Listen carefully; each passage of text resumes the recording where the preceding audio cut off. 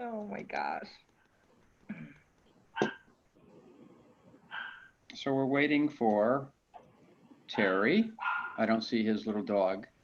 Terry's here. I'm here.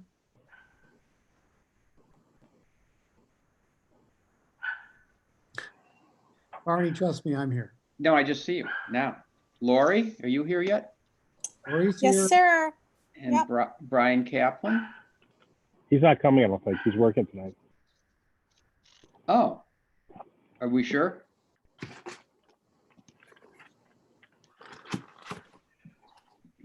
Dr. Brian Romes. Brian, is that your understanding too? Brian, you're not coming through. All right, I'll take off the headphones. Now, And now I can hear you. I don't know why that wasn't working. Sorry. Yeah, he has a work function tonight. And he may chime in later, depending how long we're in session. All right. Well, I guess then we are live on YouTube, as I see. So I will then call to order the regular board meeting of the Park District of Highland Park on Tuesday, August 25, 2020 at 6:00 p.m. Roxanne, would you please call the roll? Commissioner Bernstein, Here. Commissioner Grossberg, Here. Commissioner Flor Swicekoff, Here. That's better. President Ruttenberg. I am here. All right, with that, we have a quorum. Are there any additions that the commissioners or our executive director would like to add to the agenda? Hearing no one speak up. Executive Director Romes, has anyone from the public submitted any email or communication to be read aloud for public comment? No. Thank you. Consent agenda. We'll move to the consent agenda. Brian, do you want to explain that one item as we discussed? Yeah, just so before we go to a motion, we just wanted to make sure that there was clarification regarding the memorandum of understanding between the Parks Foundation and the Park District of Highland Park. So I'm going to let Mary Lynn, since she's the finance liaison, just kind of talk about that real quick. Sure. So in your board packet, you have the proposed memorandum of understanding. There's just one change, which is in section 8 regarding the financial statements. And the foundation recently got a new secretary, Terry, who is wonderful, and she's also an attorney. And so she has been going through, well, she actually set up a new website for the foundation and has been collecting all sorts of documents, tax returns, various other filings, and the memorandum of understanding. When she was going through the memorandum of understanding, she realized that it required that there be an audit each and every year of the foundation. And IRS rules are that you have to have an audit if you have a revenue that exceeds $300,000 a year or more. And so this, for 2019, the foundation did not have a huge year. There was sort of a false start with one auditor. They didn't come to fruition. And so, and since the pandemic hit and whatnot, the board of the foundation had decided they didn't want to do an audit of 2019. But then when Terry was looking at these, she realized we would be in violation of our memorandum of understanding. And so the Park District Board would like to amend the memorandum of understanding to let an audit be at the discretion of the board, or of course be done in accordance with applicable laws and requirements. And so that is the change that's being presented here. And myself, as well as the other Park District folks that advise with the Parks Foundation Board, are also in agreement to allow this change too. And so staff does recommend approval by the Park Board of Commissioners to approve the attached memorandum of understanding with the Parks Foundation of Highland Park.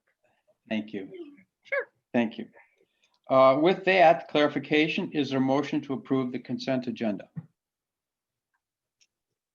So moved. Is there a second? I'll second. Thank you. Roxanne, would you please call the roll? Commissioner Bernstein, Aye. Commissioner Grossberg, Yes. Commissioner Flor Swicekoff, Aye. President Ruttenberg. Yes, the motion carries. So now we can go to the treasurer's report. Okay, so let me pull up my screen. And okay, go with that and share. Okay, can everybody see that on their screen? Yes. Yes. Perfect. All right, let me go into presentation mode. Okay, so whoopsie. Okay, so as we have become accustomed to, each month we're going to give a brief update of our financial forecast due to COVID-19. And this is as of July 31st. This slide is the same we see every month, our special disclaimer, so we're not going to spend any time on that. This is probably the most important slide of the packet because it really summarizes all the other slides we're going to look at. It monitors our cash flow to make sure that we have enough cash on hand to meet all of our financial obligations for the year, as well as being in accordance with our board policy that we keep a 25% reserve on hand. So the original budget that we had before the COVID hit, we were anticipating about $12 million of cash in hand at the end of December. With our projections that we did in May, we have reduced this number somewhat, our ending cash on hand, but really, given the pandemic and what's going on in the world, really, we look to really quite on target, I would say. And then additionally, if we look at what our 25% reserve is per board policy at the end of the year, we will have more than double that on hand based on our projections right now. So we do look very solid. Okay, next is another graph that we're used to looking at. Keep in mind, this is our operations graph, which gives us our general and recreation funds. The green solid line was our original budgeted revenues. The red was our original budgeted expenses. So we anticipated a $3 million surplus at the end of the year. When we went back and did our projections after the pandemic started, we did this green dotted line is our projected revenues, and the red dotted line is our projected expenses, which we anticipate to give us about $1.9 million of surplus at the end of the year. And we also assume this to be worst case scenario. And so it shows basically that we are going to fall short of our original budget target of about $1.2 million. Now, if we go over and we look at our dashed lines, we will see our actual revenues are coming in substantially higher than what our projections were, because again, those are worst case scenario. And then if you look at the dashed red line, those are our actual expenses, which are coming in less than what our worst case scenario projected expenses were. So we're doing good on both ends, revenue and expenses. Now, if you want to look at this a little bit more closely, as of the end of July, if you look at our original budget, the difference, our surplus at the end of July had been budgeted at $1.25 million. And with our projections, the budgeted surplus at the end of July was going to be at about $90,000. But in actuality, what has happened at the end of July is we are up $1.6 million. So actually more than what we had originally budgeted, more than our worst case scenario. And then overall, if we look at where we're at actual versus what our projections had been, we're up with a net surplus of about $1.5 million. So things are looking good on this slide. And I want you to just keep this amount tucked away. We're going to discuss it in another slide or two. Okay, this next chart is just like the one before it, except it's just the recreation fund as a standalone. And so if you recall, previously we had discussed the green line, the budgeted revenue for the rec fund is about $10 million for the year. Budgeted expenses for the year were about $13 million. So with the anticipation of a deficit of about $2.4 million. Then when we went back in May and did projections, our projected revenue for the end of the year is about $5 million after COVID. And our projected expenses are just shy of $9 million. So they gave us a new surplus, or I'm sorry, deficit of $3.7 million. And so the change from what our original budget was to what we projected it to be, we have an extra shortfall of about $1.3 million. However, if we go back and we look at what is actually happening on the dashed line, you can see that actual is coming in above our worst case scenario projections. And you can also see that the dashed line of expenses are coming in less than projected expenses. And so, we're doing good on both fronts there. And overall, we are to the positive of about $700,000 of our actual versus what our worst case scenario projections were. Okay, our next slide is our payroll slide. And the green line shows our original budget of about $10 million of payroll expenses. Then when we went back and did projections in May with our hiring freeze, wage freeze, furloughs, payroll was anticipated to come down to about $7.5 million, which would give the district about a $2.6 million savings original budget versus projected. And the projected was meant to be a worst case scenario. Then we have this yellow line, which is our actual payroll. And you will see in July that actual payroll did come in higher than what our projected payroll was, to the tune of about $71,000.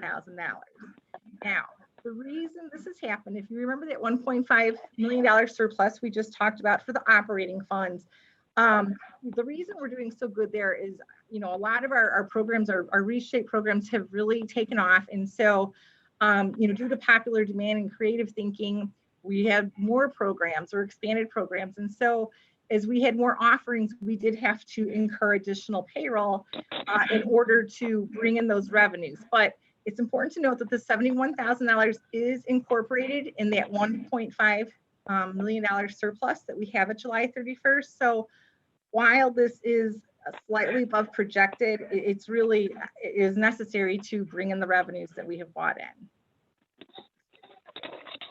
The next slide we'll look at is our COVID-related expenses. If we look at our COVID-19 supplies, obviously we had no budget for those, and we're projecting about $72,000 of such supplies at the end of the year, which would give us obviously a negative $72,000 difference.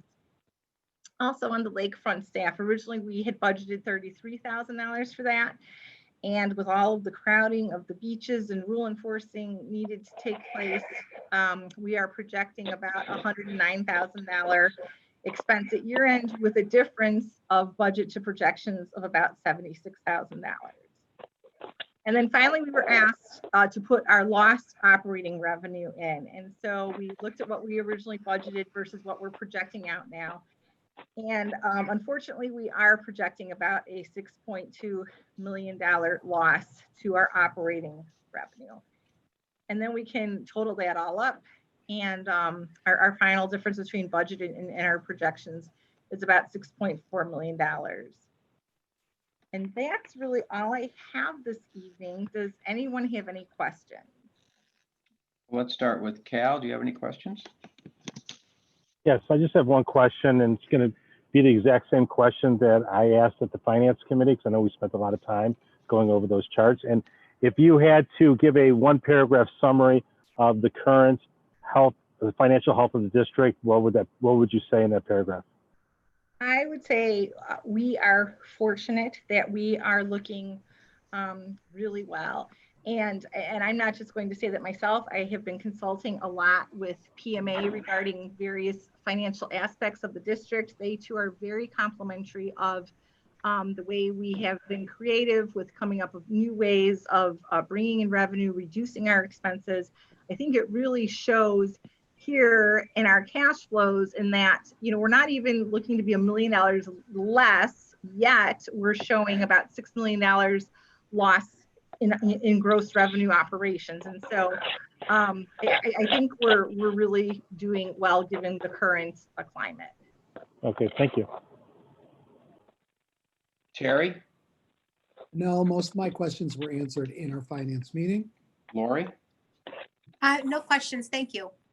I thought that one of the nicest things that was said, aside from the news, is that a big reason that we have some more expenses is that we've been able to turn and spin out programs that are benefiting our community.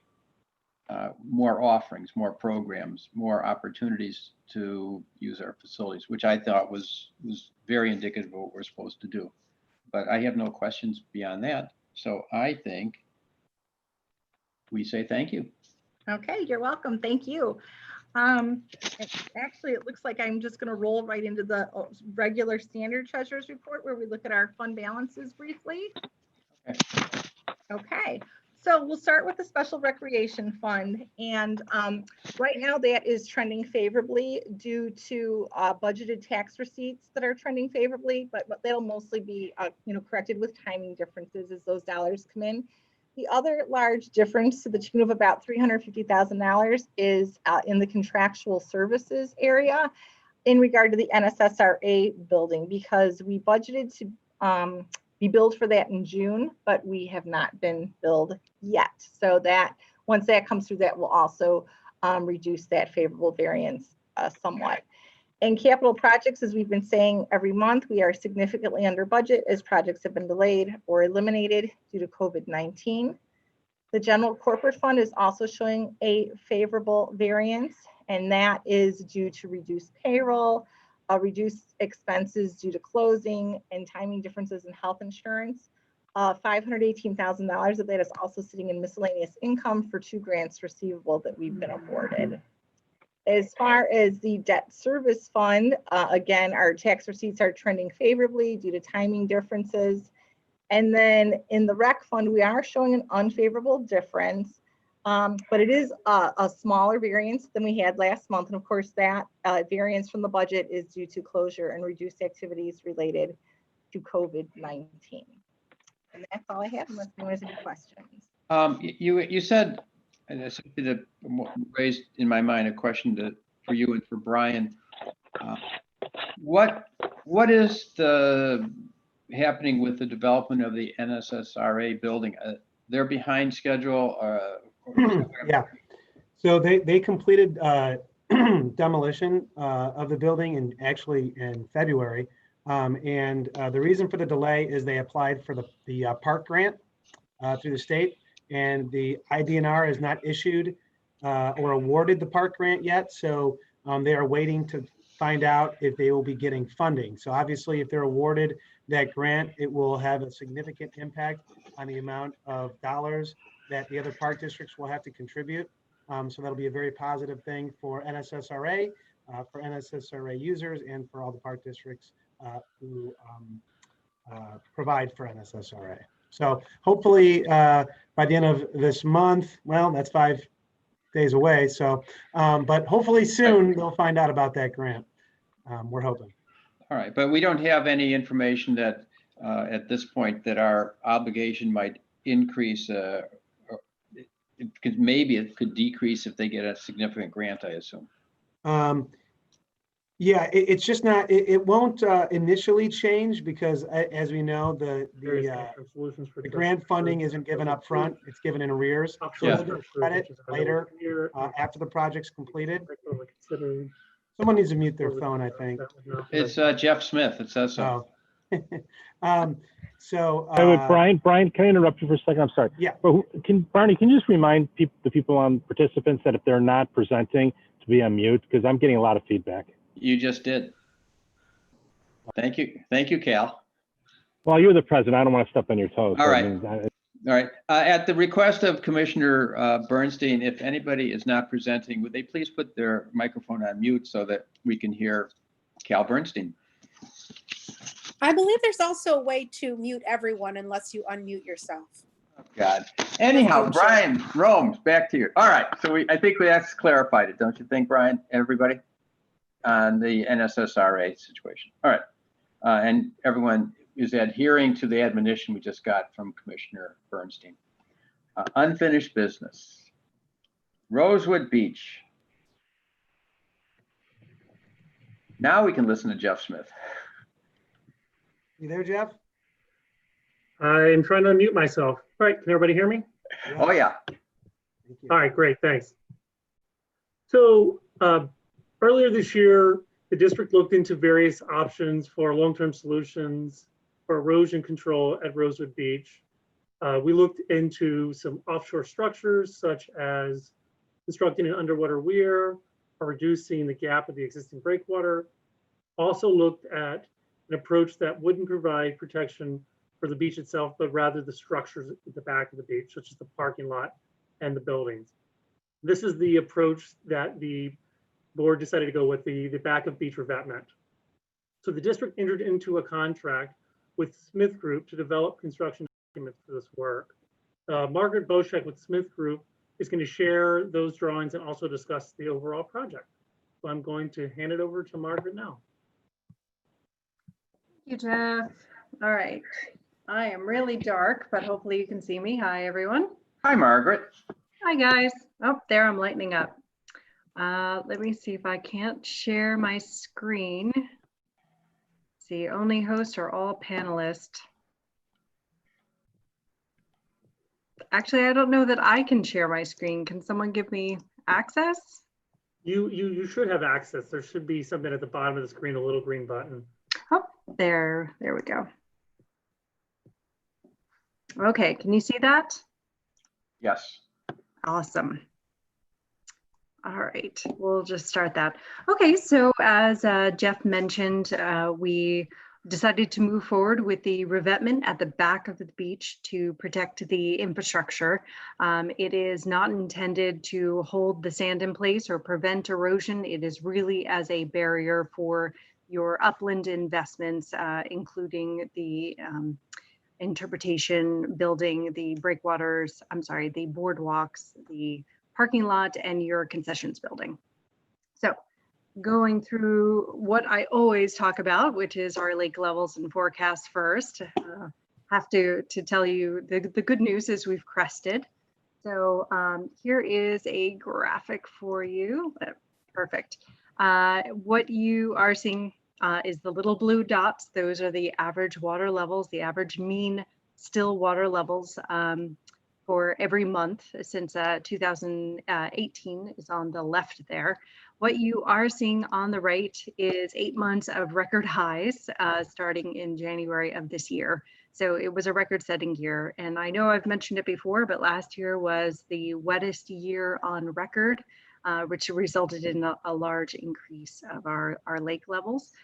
This year was dry until last month.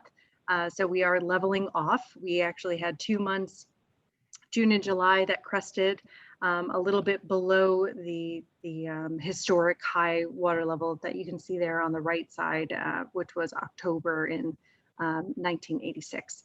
So we are trending downward, which is a good sign. So talking about that precipitation, July kind of screwed things up. It was a very dry year, and then July came along and was particularly wet. So we are trending a little bit higher than normal within the Great Lakes Basin, but you can see a lot of white, a little bit of blue, a little bit of the brown. So overall, almost an average year, a little bit above average year. But if we look at the forecast, we came down 2 inches from last month this time, and next month we're forecasted to be down another 2 inches. So it's a good direction to go. So that's it on water levels. So getting into the revetment protection, we'll start with the interpretive cove. This picture was taken on October 12th, 2020. So this is around when we decided to do the nourishment. So that picture is a little old. It looks a lot better now. Jeff was nice enough to provide me with some pictures, and all looks pretty good. You've been doing a great job moving some of that sand around to protect that bench and make it safe for the users there. So what I want to highlight here is that we do have that existing sheet pile wall in front of the interpretive center to protect the back of beach along the parking lot. We have looked at installing an additional sheet pile wall. So this is the area that's going to be blown up here. And we see this sheet pile. I guess you can see my pointer. It's about 100 feet. It is connecting to the existing sheet pile that's there, coming in front of the main stem of that boardwalk and continuing across. This does not mean that you have to remove the boardwalk to the front. You will have to remove some boards to get in the sheet pile and the revetment structure, which is this large gray structure. You can see those are actually contours of it extending down. I don't want to scare you, so I will show you a cross section and show how you won't even see any of that. But that boardwalk in the front is still at risk. I should say that bench in the front is still at risk. It continues to be a problem just because of the high water levels and the erosive nature inside that cove. So I'll just leave it at that. So looking at a cross section, the rock, because it is a little more agitation in this cove than the other cove, this is shown with the larger rock, which we actually use throughout, but we're going to value engineer the next cove. But I'm getting ahead of myself and I'll stop doing that. So what we're looking at is putting that sheet pile on the back side. That would be then connected to the interpretive center sheet pile foundation, and it would extend in front of that boardwalk. And that boardwalk then would have the piles, and behind that would be the parking lot. So it all gets protected in tandem. The revetment would be placed up against it. Now, previous borings that you had during the construction of Rosewood Beach Park showed that there was a hard clay layer at the 577 contour. So what we're looking at doing is taking that revetment down to the 577. This suggests that the sand in front of it, all of that sand could technically disappear, but this revetment would hold steady in place and could handle the large waves that would impact against it. Now that dashed line that you're seeing above it, that was the profile in 2019. So it wasn't the original construction, but it was 2019, and you know that we even had erosion at that time. So this entire system, this entire revetment is below that sand line. So it will get constructed and covered over. So it's kind of like a foundation. It's very important for your house, but you don't see it. It's just not something you should have to worry about. It does become exposed during very high water levels, and that will then protect your boardwalk and everything else behind it. So for costs associated with that, the largest cost is the sheet pile. Steel is just expensive right now. So we have about $180,000 dedicated to just that sheet pile. There are some additional things that were put in here because they were just in case. And as we continue to refine this design, those items will be knocked down and refined a bit more. So let me, I'm over the number, so I can't even read it. There we go. The mobilization was taken actually from the work that you had done at for the sand nourishment. It is a little higher in your area just to get people to show up. So that is the minimum is the $65,000. But if you start coupling work together, there is a bit of a discount. I'll mention that at the end. The stone itself is also rather expensive right now. It's supply and demand. So these numbers are purposely included at a higher rate. Now, if you end up getting a contractor that has his own supply, those numbers could come down. So there's a wide variability there, but we have included the higher numbers. So that's the 260,000. So you can see that all trickle down to about 600,000 for that cove. So then moving on to the swimming cove. This one is a bit different because you don't have any immediate threats on the backside of your boardwalk. What we did find is that there is the area that is closest to the boardwalk here, and that would be what we would want to protect with installing a revetment. That will protect by default your concession area, this building here, but it does not protect these structures on the side or these features for the boardwalks and such. However, they are not at high risk, nor are they very expensive to repair if there was some movement of sand. More sand is always a possibility as well. So we have limited the size of that revetment to only 90 feet, and it is situated right here in front of that concession building. We do not need sheet pile at the backside of this. We're not getting the same erosive, highly erosive nature that we are seeing in the interpretive cove. And therefore this back wall to hold and support that revetment is a concrete curb wall. Now this can be a precast, it could be a cast in place, it could even be a jersey barrier. We're looking at different options to decrease cost of something that is going to give you that that staying power and the holding power on the back side of your revetment in front of your boardwalk piles. So similar cross section there. The same rock size is shown. Now, like I said, I wanted to start large and kind of work my way down. The waves in this basin are a little bit lower. So that's going to be refined and likely thinned out, which will help reduce costs a little bit as well.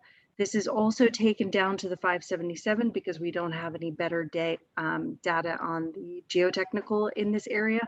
It's not worth getting another geotech boring or anything and to confirm. I think it's safe to just carry that 577 all the way through. So we can become thinner, but will likely be just as deep.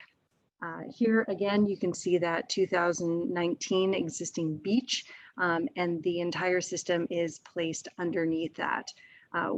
After excavation and installment of the revetment, that sand that was excavated will be put back on top of the revetment and smoothed out. And that will start to compact over time, but a little bit more material or regrading of that material and you won't even notice it. You won't see it there.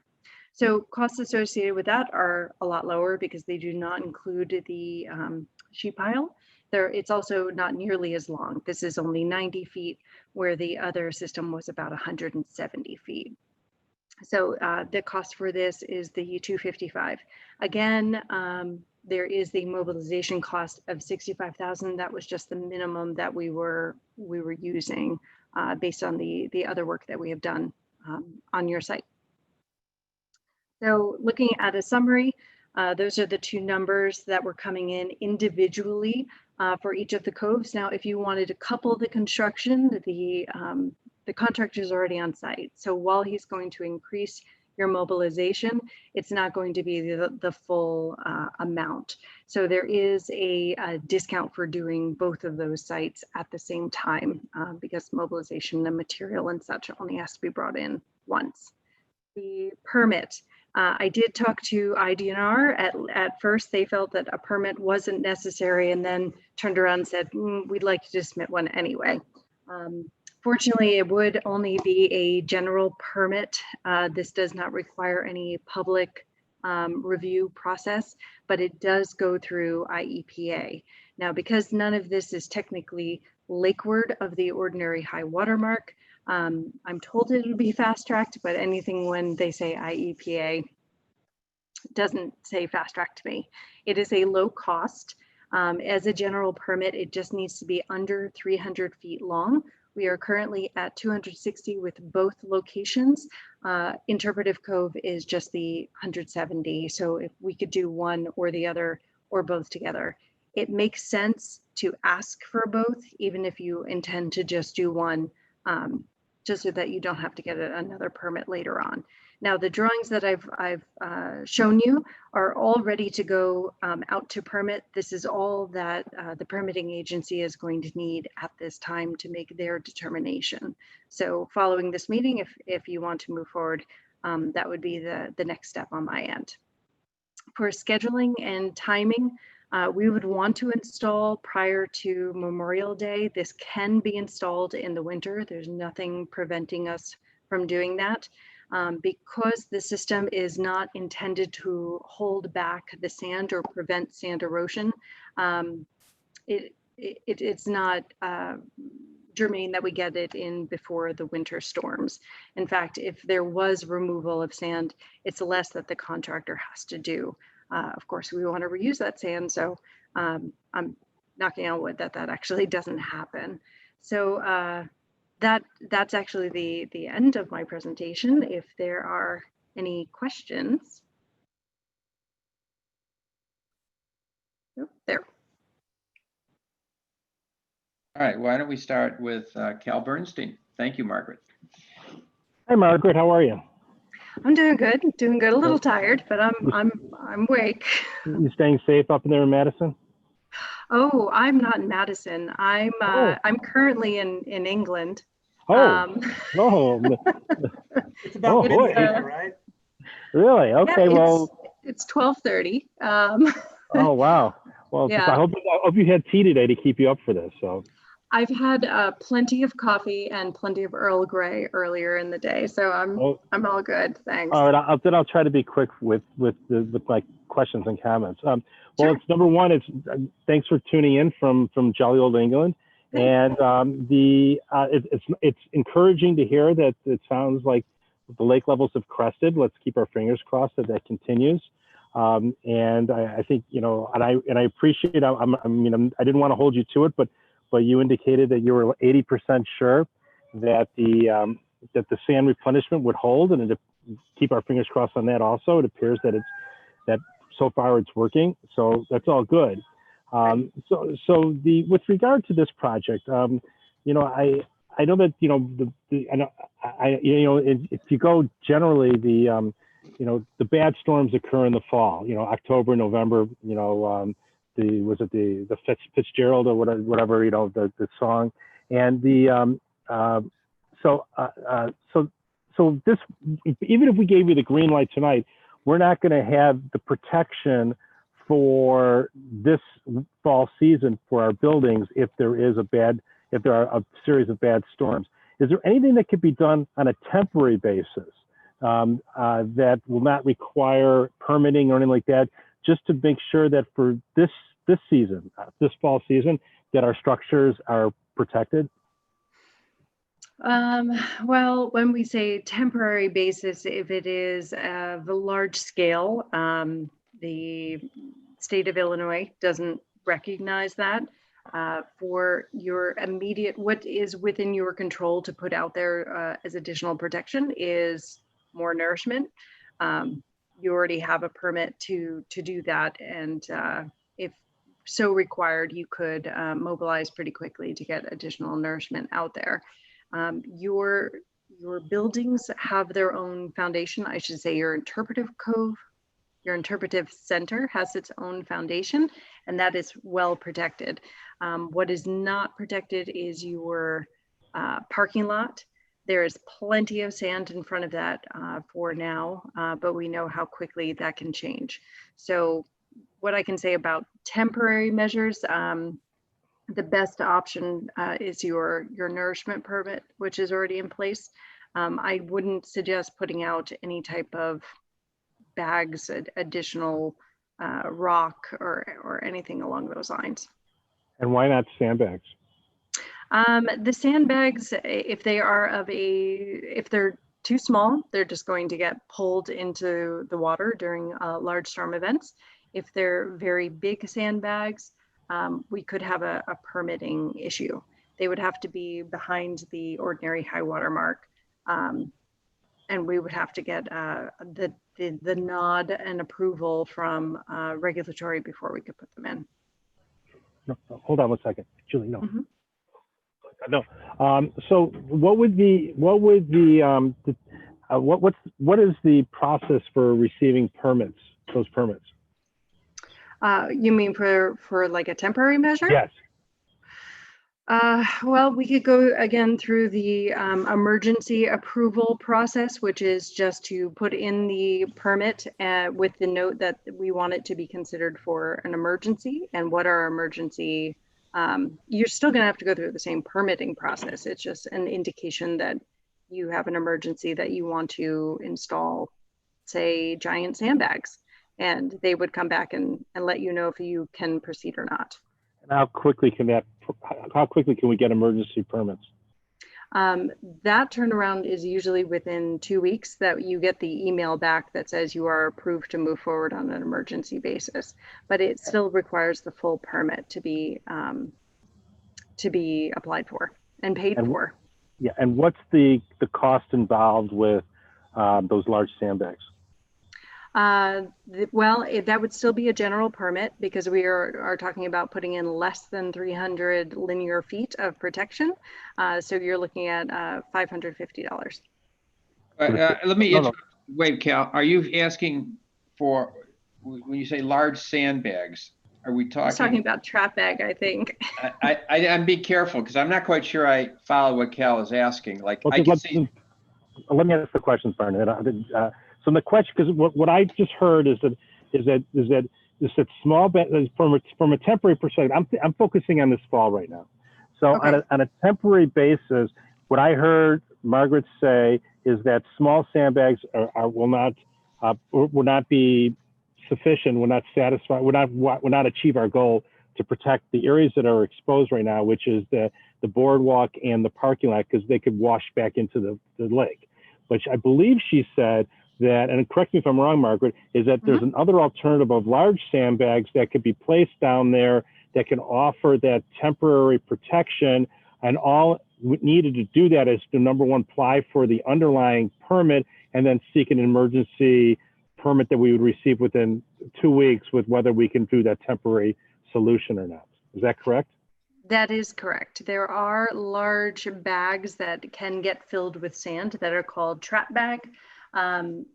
People are using them in a temporary sense. For the regulatory, they don't have a mechanism for temporary structures. So it would be a request to put those back behind the ordinary high water mark and within water reaching area, but it would be an emergency approval to put them in. And what would the cost, and I mean, I know you haven't priced this out and I'm not going to hold you, but you can be a ballpark.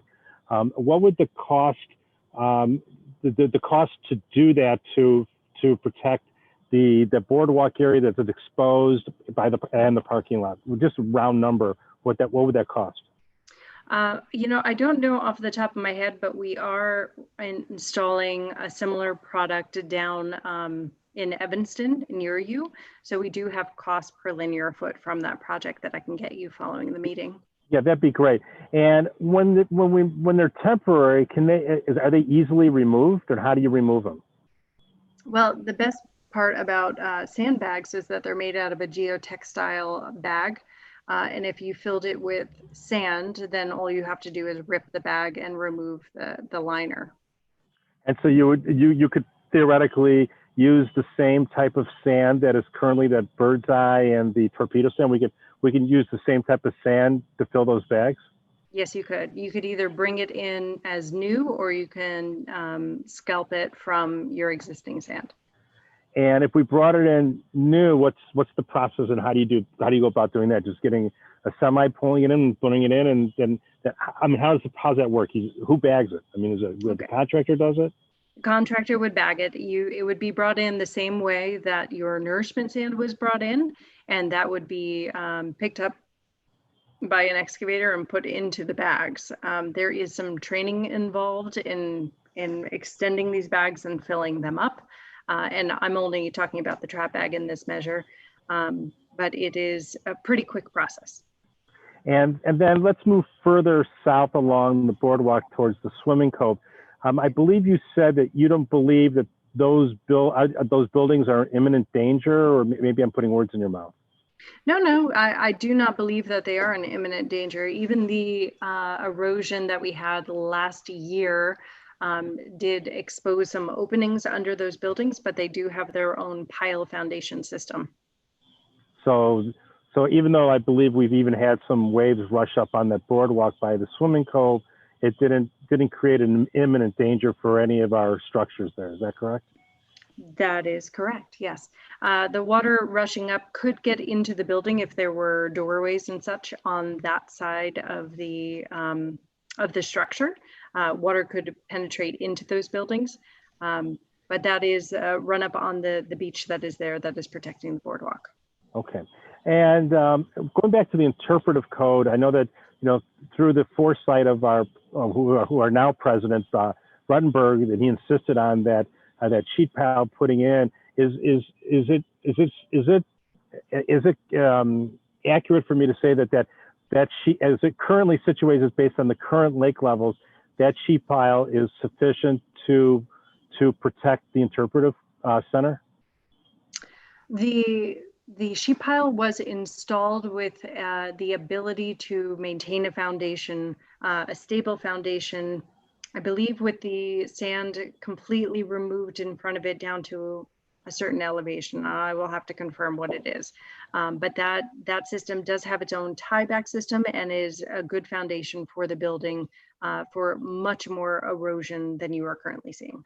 And then what about like over the top? I mean, where waves or water tops over the boardwalk and goes towards the actual building? Is that an issue? It's always a possibility, yes. Run up on the beach, especially if the sand is there and it's not hitting the sheet pile itself. If it is running up, just as it does in the swimming center, if there is run up and into the interpretive cove because of high water levels and large waves, it will hit the building. If there are any entrances into the building that allow that water to get in, it will.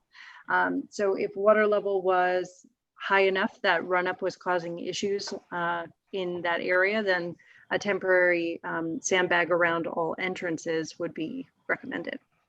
Okay, and that's similar to what we were talking. Those would be the large sandbags we were talking about in front of the boardwalk and the parking lot, correct? Well, no, not necessarily. The sandbags that I'm talking about around the egresses to the building could be smaller sandbags. Those would just be your flood defense sandbags. If you were looking for erosion defense along the parking lot and along the boardwalk of the swimming beach, those would be the larger sandbags that have to resist direct wave impact. Okay, so that's what you would use, and the smaller sandbags would just be to protect the ingress and egress, the doors or any other ways in and out of the building. That would be sufficient. And would you fill that with the same type of sand that is currently there, the torpedo or the bird's eye sand? Sure, it can be whatever sand. Although I might actually step that back a little bit, smaller sand is going to be more dense and not allow the water to go through. If it is too thick and doesn't have those fines, then water could still permeate through it. So it sounds like that's the bird's eye, if I recall, correct? Actually, no, that would be more of your torpedo or even a thinner sand. Oh, I got it. Yeah, Okay. because you want less pores. I got it. And assuming, just again, assuming that we decided for this season that we're considering this can be all done and mobilized and put in place by October 1st or the middle of October before the heavy the storms come in, the October, November storms. The sandbags or the sandbags. If you wanted them, I don't believe that you need them, but if you wanted them at this point before October, we could still get emergency approval. And why don't you believe we need them? I believe based on the images that I just saw of your site, you have more than enough sand in place to prevent any large scale issues. Both at the interpretive center and the parking lot and the boardwalk and the swimming cove, all three of those locations? I would say both. Yeah. If you want to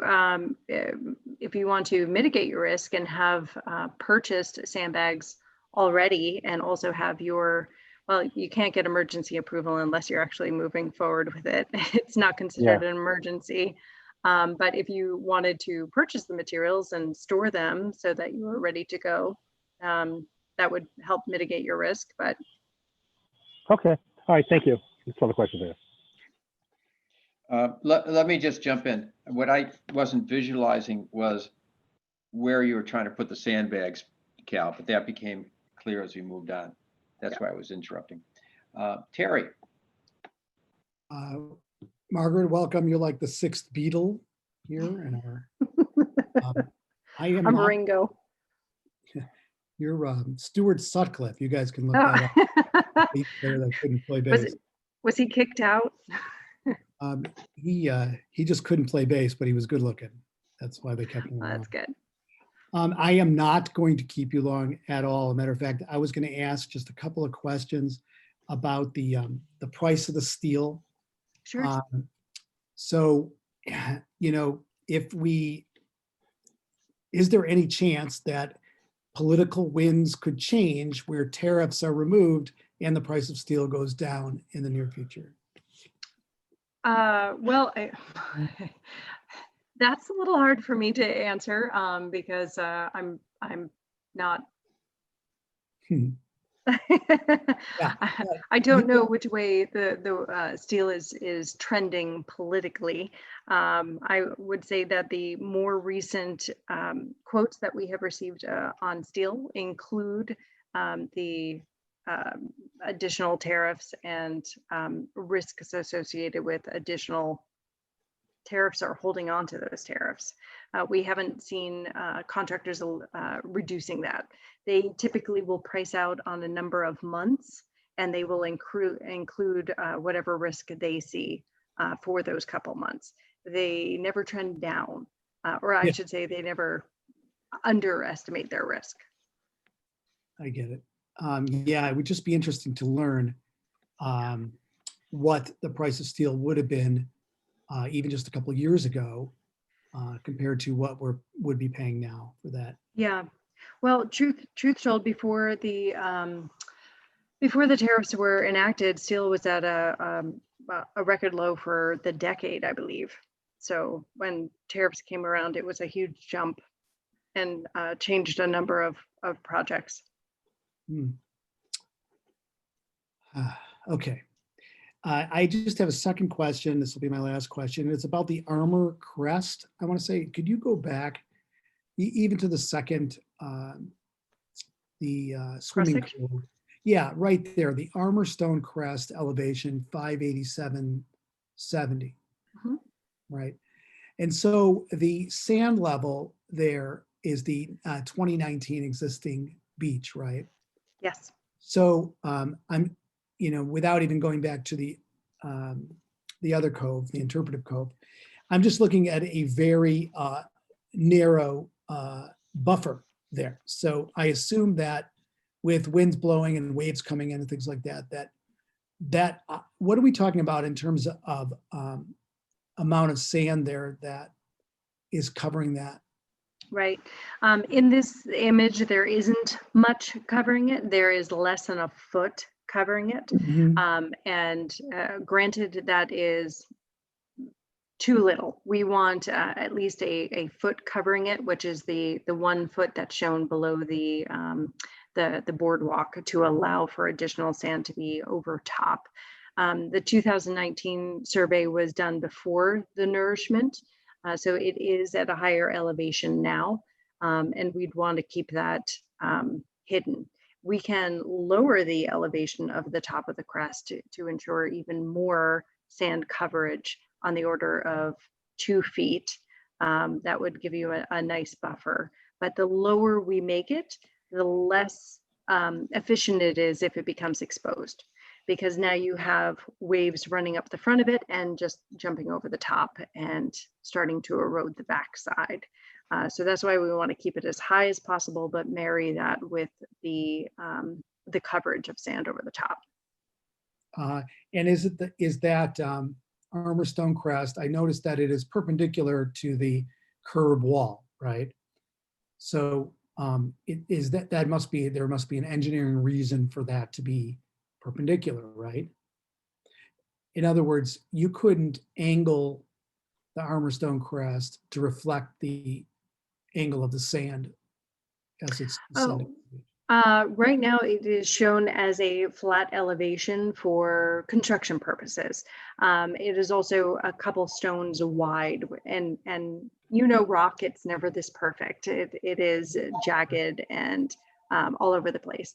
Now, could that bench be, that 4.8 foot bench be thinned or even eliminated and create a diagonal directly from the top? Yes, it could. It just makes the entire structure a little less stable, which is why we want at least 2 stones across the crest. It makes it more stable, but that can be rectified with a larger toe stone to handle the additional forces. So what? Okay, so it's a design modification. Okay, I obviously wouldn't want to spend that kind of money and then make it weaker. Right. You know, Understood. But So- if it is a concern of it becoming exposed prematurely, even without storm action, then yes, the whole thing can be lowered. But if we do start lowering it again, it increases your risk of overtopping. And if we start angling it down, then we're just thinning it up and making it heavier toward the bottom. It just means a slightly different design detail. It's not going to cost more. Okay, I would obviously let the experts work on that. It was just something that caught my eye. Okay, thank you. Nope, it's a good observation. Lori? Oh, thank you so much, Margaret, for staying up for us. I appreciate that. No problem. So I have to say, like the other two commissioners, I'm not going to keep you long. And I actually mean it because they asked really great questions. So yeah, I don't have anything. It was very thorough. Your presentation was great. And Cal and Terry brought up some great points. So I'm good. Great. Thanks, Lori. Mhm. Well, I just have one question, Margaret. Yep. When we have a storm event, this is intended to break the force of the waves, but won't there be a kickback effect that would cause it to scour out more sand as it's hitting this? Did you watch my webinar? Yes. Okay. So there is a reflective energy off of any hard structure, such as a revetment. Now, the energy that is reflected back will take some sand with it. Revetments are better than vertical seawalls because they dampen energy and you get more dissipation. So the reflection is much less than if it was a vertical wall. Because this is extending down in below the water's surface, as the water levels start to recede and go down, that sand gets pushed back up and this gets recovered. Maybe not all the way to the top. That's where some grading will come in. But you are correct that if the entire thing was to be exposed, it carries more sand offshore than if this was a natural flat beach that dissipates energy over a long distance. So we will necessitate having a budget item for sand replenishment, which we may or may not spend, but we should plan on nourishment on an ongoing basis with the. I would say if the revetment is becoming exposed due to high water levels, you are going to need nourishment anyway. Yeah. Yes. Okay. Okay. And my other question was going back to the draft bags by the interpretive center, as Cal was asking. In your answer was, I believe, that we probably don't need it because there is adequate sand acting as a buffer between the lake and the parking lot. Am I correct about that? That is correct, yes. But as an additional line of defense, would it prove beneficial, or is it a Maginot line that just gets circumvented?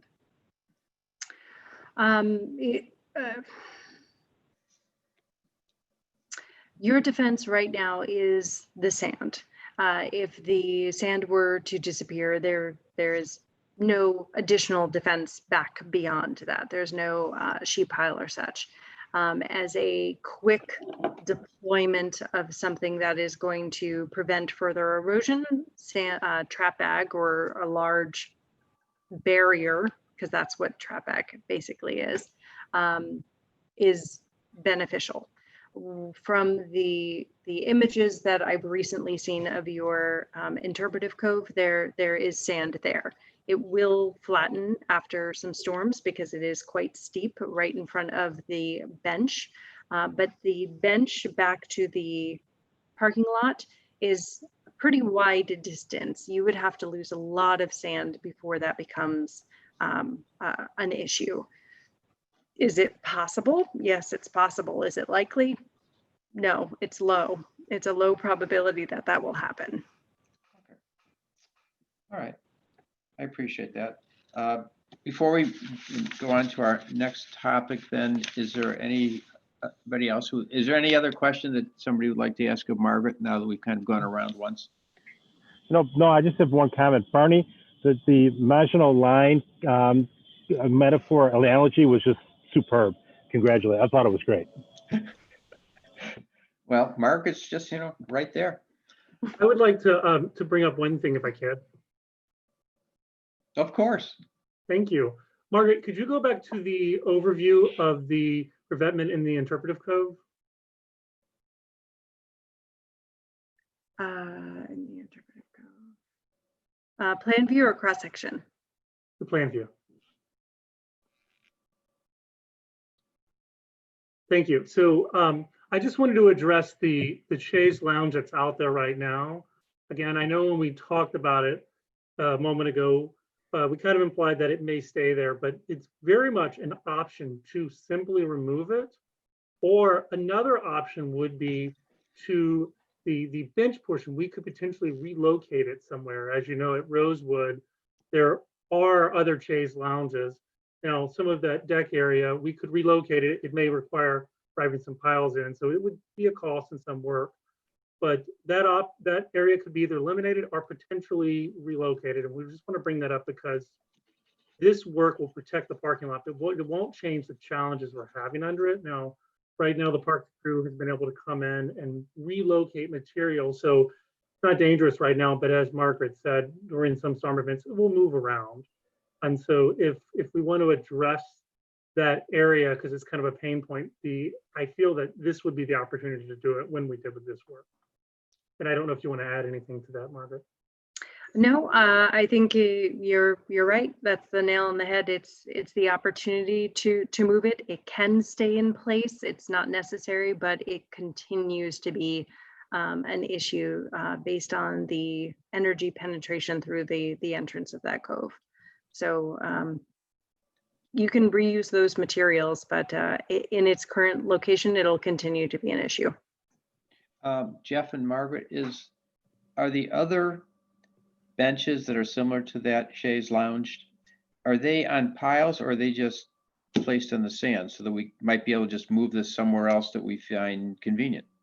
Yeah, the chaise itself is just on the sand, but the boardwalk adjacent to it is on piles. So this one here has the chaise, but there's a larger boardwalk section that jets out down the walkway. So if we were to try to salvage the wood from just the chaise portion, you're correct, we probably wouldn't have to drive piles. It would require some construction to make it fit. But if we wanted to maintain that entire additional boardwalk section that's used like for yoga right now, in order to move that would most likely require piles. Okay. Anybody have a follow-up question or comment on this nuance? Okay. So what is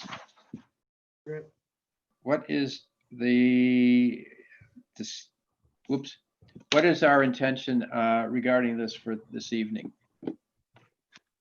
So the purpose here was to share with the board where we are with the project. Smith Group is finalizing these drawings, but the next step would be to get direction on whether or not we wanted to move forward with construction on one or both of the coves. And at that point, we would apply for permits and get the ball rolling. I guess I'll follow up with a question to Margaret on that.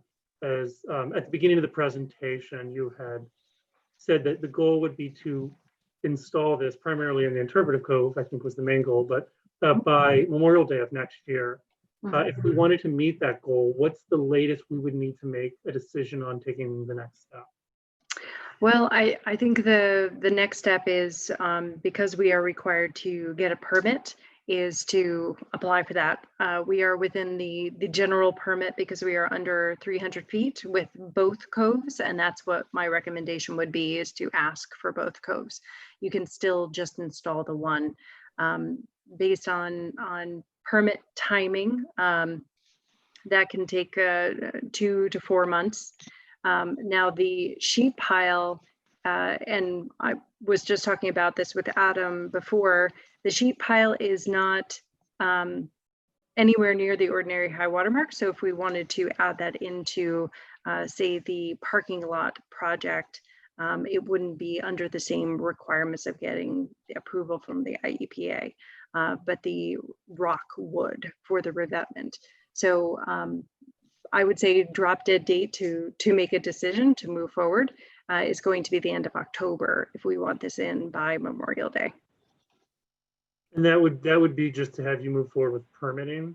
Yes. Would there be any reason why we wouldn't just want to move forward with permitting somewhat now, just so we have it? I mean, does Nope. the permit expire after a certain point, or is there a significant cost associated with it?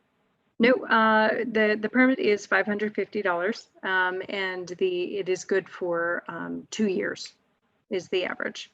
We can ask for longer and we can ask for extensions, but it's good for 2 years. Thanks.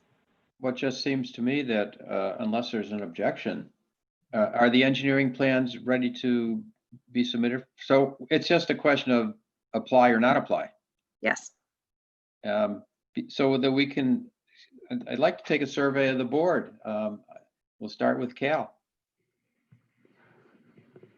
Margaret, is there any, except for the $550 fee for the filing fee, is there any other additional expense with regard to making the application? That is all that is required to submit the application. If IEPA comes back and wants soil sampling for any of the excavated area, that will be an additional cost. And what about from your company? No, permitting is already included in our current contract. Okay, so we've already basically paid for that, is that? Correct.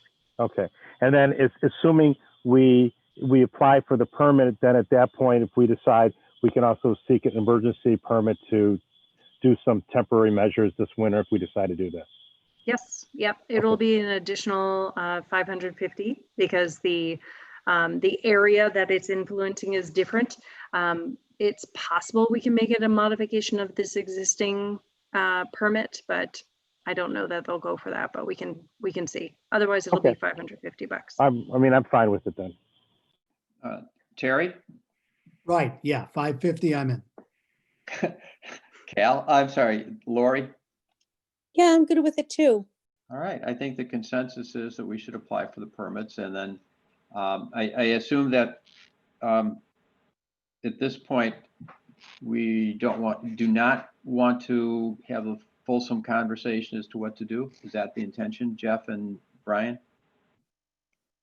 You mean beyond the permitting? Yeah. That's correct. At this point, that's good direction for us. We'll move forward with the permit. As Margaret said, it could take 2 to 4 months. So there's certainly time down the road before we have to make a decision, and then we will bid it out. And then if so, which part we'll do. Barney, my suggestion is that I know in September we were going to be talking about capital projects at the Finance Committee. So why don't we include this item in those discussions? I agree with that completely. Okay. Completely. All right, I think we all have the directions. I guess we'll say goodnight to Margaret.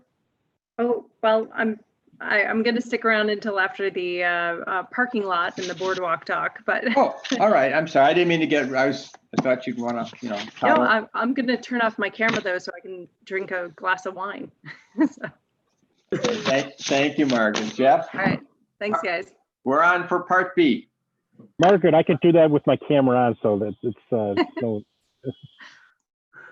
All right, thank you very much. And I had asked Margaret to stick around for this presentation as well, because it will somewhat overlap with the revetment work if we choose to go forward with this. So now we're going to talk about the section of boardwalk along the lower parking lot and ravine that is leaning. At the June 23rd board meeting, the board approved entering into a contract with Smith Group to investigate the cause of this and develop potential solutions. But that work is being completed, and Adam Heyman, who you can see now here with Smith Group, is going to share the findings with us. Adam, I'll hand it over to you. Great. Thank you, Jeff, and appreciate the opportunity to be on the Zoom call to present this evening. I'm going to share my screen.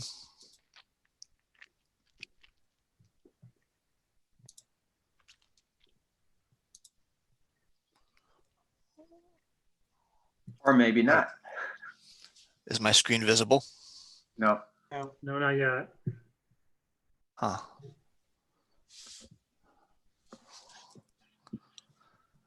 Okay, let me try that one more time.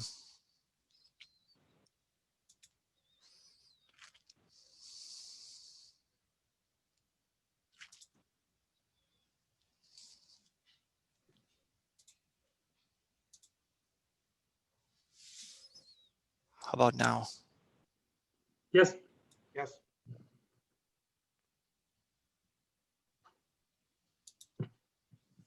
Still visible? Yes. Okay, wonderful. All right, so Rosewood Boardwalk. Smith Group was asked to take a look at the boardwalk at Rosewood Beach, in particular, the section of it that is settling adjacent to the ravine. And if you look at the picture on the screen, the area that's highlighted in yellow is the subject boardwalk area that has settled and shifted. Adjacent to that is a pedestrian bridge that crosses over the existing ravine. The Park District also asked that we take a look at that condition of that pedestrian bridge as well. So in order to step through this presentation, I'll first start out with just kind of a timeline overview of from the time the boardwalk was constructed until now, a summary of the work that Smith Group completed in regard to evaluating the conditions here at the boardwalk, our findings and observations, and then our conclusions, and then the options that we came up with to address or the repair conditions, if you will. So this is just, again, a brief kind of timeline overview. The picture that you see on the screen right now was taken in July 14th. So it was taken last month. And it's about a 50-foot stretch of boardwalk. That's what's showing on the screen. And if you look closely, you can see that the top railing is deformed. The boardwalk is kind of bowing out and sloping now toward the water that is in the foreground of the screen here. That's the ravine area. And in regard to the timeline, Rosewood Beach was constructed in 2015 by Army Corps of Engineers, which included the beach coves, the ravine, which is the water area you see in the foreground here, and then the parking area behind the boardwalk. Under a separate contract, the boardwalk was then constructed along the top of the ravine. At the time that was constructed, these limestone rocks that you see along the edge of the boardwalk were not there. This was constructed so that there was a sloped embankment along the ravine. And what happened was in somewhere, between 2015 and 2018, there were some heavy rains that washed away that embankment. And in 2018, the U.S. Army Corps of Engineers came in and they attempted to address that condition by, rather than putting that sloped embankment back in along the edge of the boardwalk, they stacked these limestone blocks in to create that hard edge condition. That was in 2018. And then in 2019, the Park District noticed that the boardwalk was settling. So we'll delve into this a little bit more, but that's just kind of the brief overview of the timeline. So what the Smith Group did in order to investigate, what's going on out here and to come up with recommendations is we went back and we reviewed the construction drawings for both the boardwalk itself, which was the construction drawings by David Woodhouse Architects. I'm calling those the DWA drawings. We also reviewed the Army Corps of Engineers record drawings for the construction of the ravine adjacent to the boardwalk and then the parking lot itself. And then we reviewed the repair drawings that the Army Corps of Engineers prepared for the 2018 repairs adjacent to the boardwalk. We reviewed a number of record photographs from before, during, and after the Army Corps of Engineers construction work. We then conducted a site visit on July 14th of 2020. And then from there, we came up with our repair options and documented everything in a report, which is included with the information packet for the board meeting. So just to step through a little bit of what we found in terms of the record drawing review. So what you see here on your computer screen right now is a cross section. It's the design cross section for the boardwalk that was included in the DWA plans, the David Woodhouse Architects plans. And the people here in blue, I added those in just for a visual reference. Those are not people that were included in the original construction drawings, but you can see that they're standing on top of the boardwalk. And it's a wooden boardwalk, and it's sitting on top of a concrete slab. And a couple things to note in this design cross section is that concrete slab that sits underneath the boardwalk, it's L-shaped, right? It's flat and horizontal, but then at the edge that's along the ravine, it downturns. And in this particular detail, it's showing that downturned edge extends about 3 feet below ground surface. And you can see that there's a diagonal highlighted line that comes up to the top of the boardwalk and then extends down to the right on this particular image. That's the slope of the ravine that was as it was originally kind of designed and intended, if you will. In the same plan, there is another cross section that shows the boardwalk. This is the civil engineering cross section that's shown in the plan. So it shows that same L-shaped concrete slab with the wooden boardwalk sitting on top, but it provides a little bit more detail in terms of concrete reinforcement, etc. In this particular detail, again, it's showing the downturned edge of the concrete slab, and it's showing that downturned edge is embedded in the grade.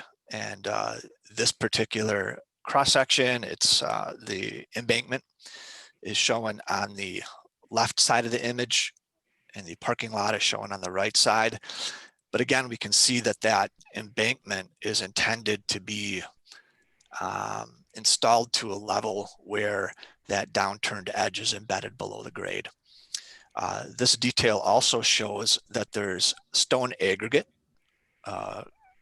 gravel stone underneath the concrete slab, and which is very typical for having a good resting condition for the concrete slab to bear on. But then in addition to that, it shows that there would be a geotextile fabric, and that's shown in orange right here. I kind of highlighted that in the detail, that would wrap and kind of confine that aggregate to keep it from exiting and to keep fines from migrating out of that aggregate, which would result in void space underneath the slab. So those two cross sections, again, were from the DWA plans. And again, the DWA plans were for the design and construction of the boardwalk. Then we have the Army Corps of Engineers plans that interface with those. Again, the Army Corps of Engineers constructed the parking lot adjacent to the boardwalk and the ravine area adjacent to the boardwalk. This cross section is from the Army Corps of Engineers plans. And again, it's showing the boardwalk as work by others, but then it is also showing the embankment condition for the ravine along the right side of the boardwalk. It's also showing two gabion baskets, baskets filled with stone and sand underneath the boardwalk to support the boardwalk itself, and then provide really a protective element relative to, if this embankment were to erode, then the gabion baskets would be there to provide kind of a hard edge. So this picture right here was taken in 2018. It was taken after the heavy rains eroded that embankment away, but before the Army Corps of Engineers came in and did the repair work. And what you can see is the wooden boardwalk, and then you can see the concrete slab underneath the wooden boardwalk. And we can see that downturned edge of the concrete slab, that L shape that's downturned off of the concrete slab. We can see that when we look at this picture, that not only did the weather erode, the wet weather resulted in an eroded condition of the embankment, but it also undermined that the concrete slab and the downturned edge. So this is what the Corps did to address that condition. They came in and rather than reinstate that earthen embankment, they came in and excavated and installed a limestone blocks. And here you can see the 4 limestone blocks stacked up. They're embedded way down into the grade, and then they stack up all the way to really what is kind of the base or the bottom of that downturned edge. The gabion baskets are still there. Those were left intact. But again, rather than the Corps going in and replacing that earthen embankment, perhaps only to have it erode away again, they installed this limestone block section. And here are a couple images that were taken during the repair work by the Army Corps of Engineers. This picture was taken in October 20th of 2018. And you can see the, again, we see that that downturned edge of that concrete slab is undermined. So it's not being really well supported right now. Again, we saw that during the wet weather condition, and here we're seeing it during the repair work. Here's another picture that was taken during the repair work, again, excavating way down into the grade to install that stacked limestone block. And if you look in the left side of the image, you can see that we still see that we have our concrete edge of that boardwalk is still in somewhat of an unsupported condition. You can see there's still voids beneath it. This picture was again taken on October 20th. And then this picture was taken on October 30th. After limestone block had been installed, and we can still see that void space underneath the concrete slab is still present. So the Army Corps completed their work end of October, end of the year 2018, and then the Park District noticed that the boardwalk was settling in March of 2019, so spring of 2019. And then it also looked like some of the permeable pavement adjacent to the boardwalk had also settled a little bit. There's an arrow pointing to that. And the boardwalk itself had settled enough where there was a bit of a gap created along the yellow curved edge of the parking lot and the boardwalk itself, where that gap was then filled in by the Park District with a piece of filler board. Just as a kind of an interim repair, if you will, to address that condition.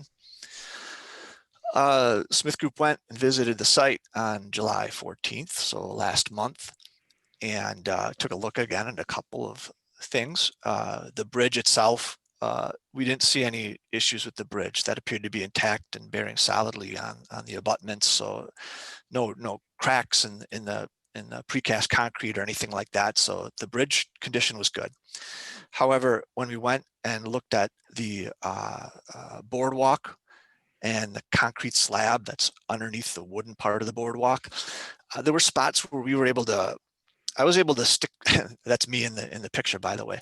I was able to stick my arm underneath the slab where you can see the tape measure extending right now, past my elbow. So there's no aggregate at spots underneath that slab. You can see that the tape measure here is extending almost 56, 57 inches underneath the slab.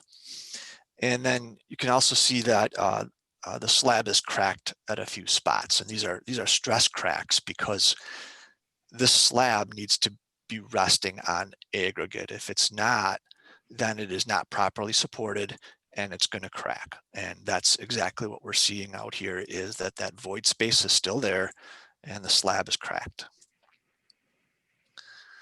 So after taking a look at the plans, the record photographs, making a site visit out here, our conclusions are that, the boardwalk slab was compromised when that when the wet weather condition occurred. That's when the undermining of the slab started to occur. And that is now manifesting itself in the stress cracks that we observed last month in the slab, the voids underneath. And then also what we noted was that, again, in the design drawings from DWA, there was a geotextile that was wrapping and confining that aggregate underneath the slab. It doesn't look like that's there anymore. Maybe the wet weather washed that away, or maybe it was never installed at that location in the first place. Just cannot say. But again, that aggregate now is unconfined. And with the current condition as it is, it's susceptible to further undermining and settlement as time goes on. We also noted that the permeable pavement parking lot adjacent to the boardwalk, that permeable pavement and the underlying stone, it all slopes toward this boardwalk area. So that could be a contributing factor in that when it rains, the water goes through the permeable pavement and then it migrates toward this boardwalk area. And again, it could be adding a further runoff and water that could be migrating underneath the boardwalk area and washing out some of the fines, contributing to this void issue. So in regard to repair options, we came up with 3 options. The first option is the most expensive, most robust. The second option is kind of an in-between option. The third one is the least intrusive, least costly. So to step through the options, the first option would be, we're calling it the sheet pile option. And what that would involve is removing the existing wood decking and railing at this subject boardwalk area, and then removing the concrete slab right now that is all cracked and undermined. The gabion baskets underneath the slab would be removed and new sheet pile would be installed. We would then install new aggregate, a new concrete slab, and that concrete slab would again have a downturned edge, but that downturned edge would bear on top of the sheet pile wall. And a couple of things in addition to that, in order to address the potential factor of, water draining through the parking lot surface and working its way toward the boardwalk and causing undermining of that boardwalk area, we would install an under drain underneath the permeable pavement area and take that around and away from the boardwalk to intercept that water before it gets to the boardwalk area. And we may look at the possibility under this alternative of installing some additional block, or maybe raising some of that limestone block a little bit to further protect the edge condition from erosive forces of water. The pros of option 1, this would be very stable, even under extreme rain events. Once you put that sheet pile edge in there and you rest a concrete slab on top of it, it's going to be a very stable option, low risk of failure. The cons, it's the most costly option, and it is certainly the most disruptive in that in order to put the sheet pile in, you would need to remove the gabion baskets that sit underneath the slab right now. So there would be a fair amount of excavation work here. The existing limestone blocks that are adjacent to the concrete slab right now would need to be removed and then reset back in their location. So this would be the most disruptive. From a concept cost standpoint, $160,000 to $180,000 to proceed with this option, and an estimated lifespan of around 50 years. So a long-term solution. The second option would involve leaving the limestone blocks and the gabion baskets in place, but removing the existing boardwalk and railing, trying to salvage that as much as practicable. Removing the cracked slab underneath the wood boardwalk, and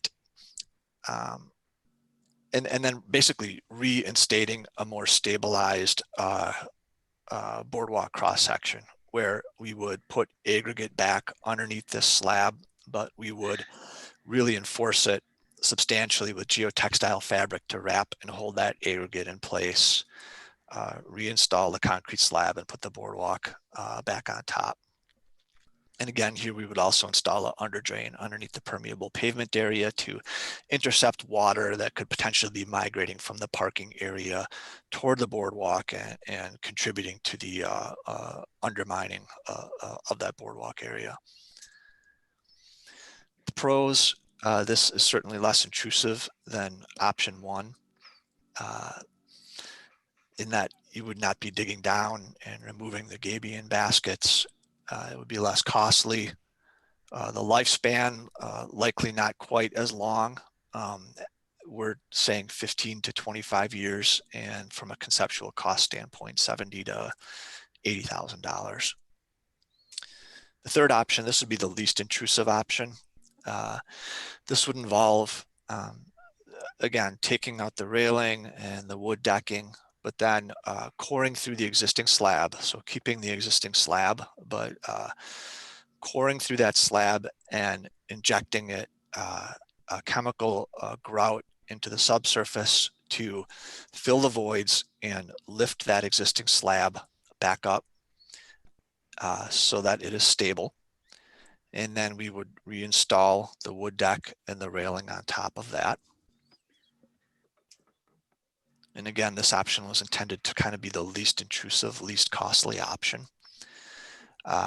So it would be a very simple solution. It would likely only take a matter of days to implement this option.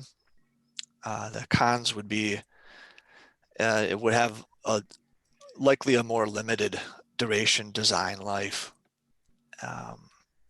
Here, again, we're trying to go least intrusive. So we do not have the under drain in near the permeable pavement. So we're still maybe draining water from that permeable pavement area underneath this slab and contributing to, maybe which might be contributing to the further undermining of the slab area. But the conceptual cost for this option would be more in the $45,000 to $55,000 range. And we definitely start to get into trying to look into the crystal ball here and predict the weather and its potential impact on this. But it's reasonable to assume that the estimated lifespan of this alternative would be around 5 to 15 years. And one thing I will point out in regard to the costs that I just went through for these three alternatives, if you look in the report that was shared, you'll see those costs were a little bit less for each of these alternatives. That was because after reviewing this report, Jeff and I had a conversation, and one thing that was not included in those cost ranges that were provided in the original report was any level of effort associated with bidding and construction administration. So these numbers are a little bit higher to account for that. So I imagine you have questions, comments, happy to stick around as long as needed to go through those. Well, thank you. That was a challenging report to wrap my head around quickly, but thank you. You made it very clear. Let's start with Cal. Why do I always go first? I appreciate the comprehensive report. I only have a few questions. Is there anything dangerous and hazardous currently on site with regard to this area? I would say, Jeff and I talked about this last week. I would say right now the boardwalk has a slight slope to it. I wouldn't necessarily call it, I wouldn't call it hazardous. However, one I guess question would be, is this a path that's part of a critical ADA route, for wheelchair access? If that's the case, this slope, the cross slope on this boardwalk would no longer meet ADA criteria for steepness and cross slope. So Jeff, do we have an answer to that question? Yeah, there are 2 ADA parking stalls in the lot. There's one just adjacent to the bridge, just west of the bridge. And so if you're parking in the lot and coming out of that stall, you can go directly to the bridge and to the swimming cove without going over that boardwalk. And if you were to want to go directly to the interpretive center, there is a stall on the north side of the lot, and you go from there to a curb cut directly to the building. So in both instances, you would not go over this section of boardwalk. However, if you chose to go from the interpretive center to the swimming cove or vice versa, and did not want to go across the parking lot, then you would need to go along that section. So it does not really, it's not part of the immediate route, but it may be something that people would utilize at some time. Is if this project was deferred and put off, let's say 1 year, 2 years, 3, 5 years, whatever, would we anticipate further settling and further complications with regard to remedying the situation? I would anticipate there could be some further settlement. You know, again, here we're getting into, you know, predicting what the weather's going to do, if you will. You know, with the water levels right now, I think the boardwalk is, you know, it's undermined. It may continue to settle a little bit, but not much. You know, if for example, though, we get a ripping, roaring weather event, it could, you know, obviously further undermine that boardwalk, and it's tough to say what the weather's going to do. Yeah, I understand. I understand. I'm not asking you to be Tom Skilling. I get it. So is again, piggybacking on my questions to Margaret, is there any temporary measures that we could do to protect this, to mitigate any further settling or anything else with their, short of actually doing this work? Yeah, I would say the temporary measure, if you will, would be grouting it, right? Getting something back in the void space underneath the slab. Other than that, that's the $55,000 option. Yeah.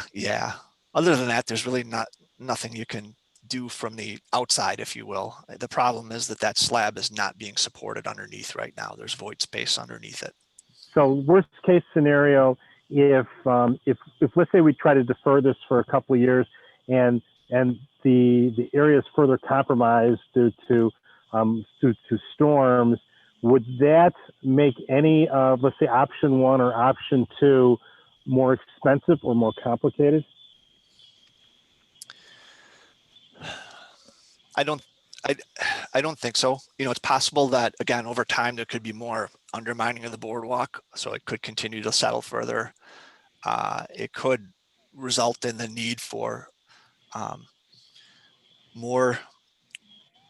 a larger quantity of grout or aggregate to be replaced underneath the slab, so that could influence the cost a little bit, but I wouldn't say that you were going to see, you know, orders of magnitude change in the estimates if you held off.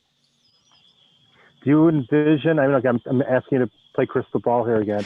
If you do envision, engineers love that. I know. You're the first engineer I've ever talked to. That's why I never. So pulling out your crystal ball again, if would it be apparent that if this area was compromised, that under that scenario you would have to limit access? I mean, prohibit access to that area? I mean, is that a threat? I mean, corner it off, like, rope it off, basically. Yeah. Yep. It's possible. I don't think that, short of a catastrophic type of rain event, if you will, or a wet weather event, this isn't going to all of a sudden drop into the ravine.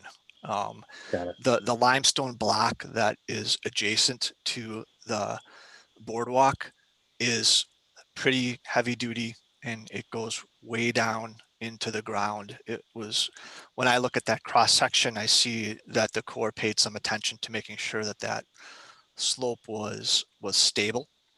What wasn't necessarily paid attention to was the existing undermining condition of the boardwalk, right? A lot of attention was focused on repairing that repairing the eroded condition of the slope, but the void space underneath the boardwalk was kind of left, if you will, relative to what happened with the wet weather. Okay, this is for Margaret. Do you know why, it's actually for you, but this is a Margaret reference. Do you know why there was nothing done to mine the gap, to fill that in, to create a better support and foundation for the boardwalk? You mean by the Corps of Engineers, Cal? Yes, exactly. Was that an I'm omission? assuming, Cal, you're directing that question to Adam, yes? Yes, mine the gap is because that's a London thing. Okay, I'm sorry. Oh, Appreciate it. I don't know. I don't know if it's because they didn't see it as their responsibility. I don't know if it's because I don't know. Yeah, I'll jump in here too. I mean, it could also be that they didn't foresee it as an issue. I will say that this settling did not present itself till several months after that work was completed. But what we have done is share this report and reached out directly to both the Army Corps and to Woodhouse Tanucci Architects. And any response from them?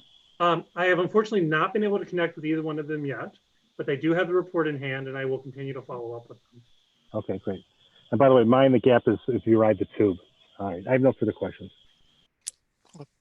All right, let's go to Terry. Terry, the price of admission is that you have to come up with some kind of little bon mot to make Margaret feel comfortable.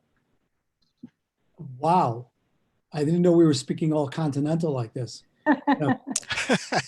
I'm waiting. Is it like 30 quid for me to do that? A shilling? A shilling. That's funny. I was just talking about a shilling today. All right. Isn't he the weatherman, Tom Schilling? He's Kurt Schilling as a pitcher. Got it. Okay. So anyways, actually my questions were going to be more bitter, kind of on the line of questioning, because it just seems like since I've been on the board, every time U.S. Corps of Engineers, Army Corps of Engineers comes up, I get frustrated by something. And I guess maybe it's Rosewood or whatever it is, but I don't know. It seems like those pictures just caught things red-handed. And I know that you guys have to be, politically correct about it, but I don't have to be. It just seems like it's plain as day that you guys caught it. You did a very quick autopsy on it. And it took you about 2 hours to figure out that's the problem.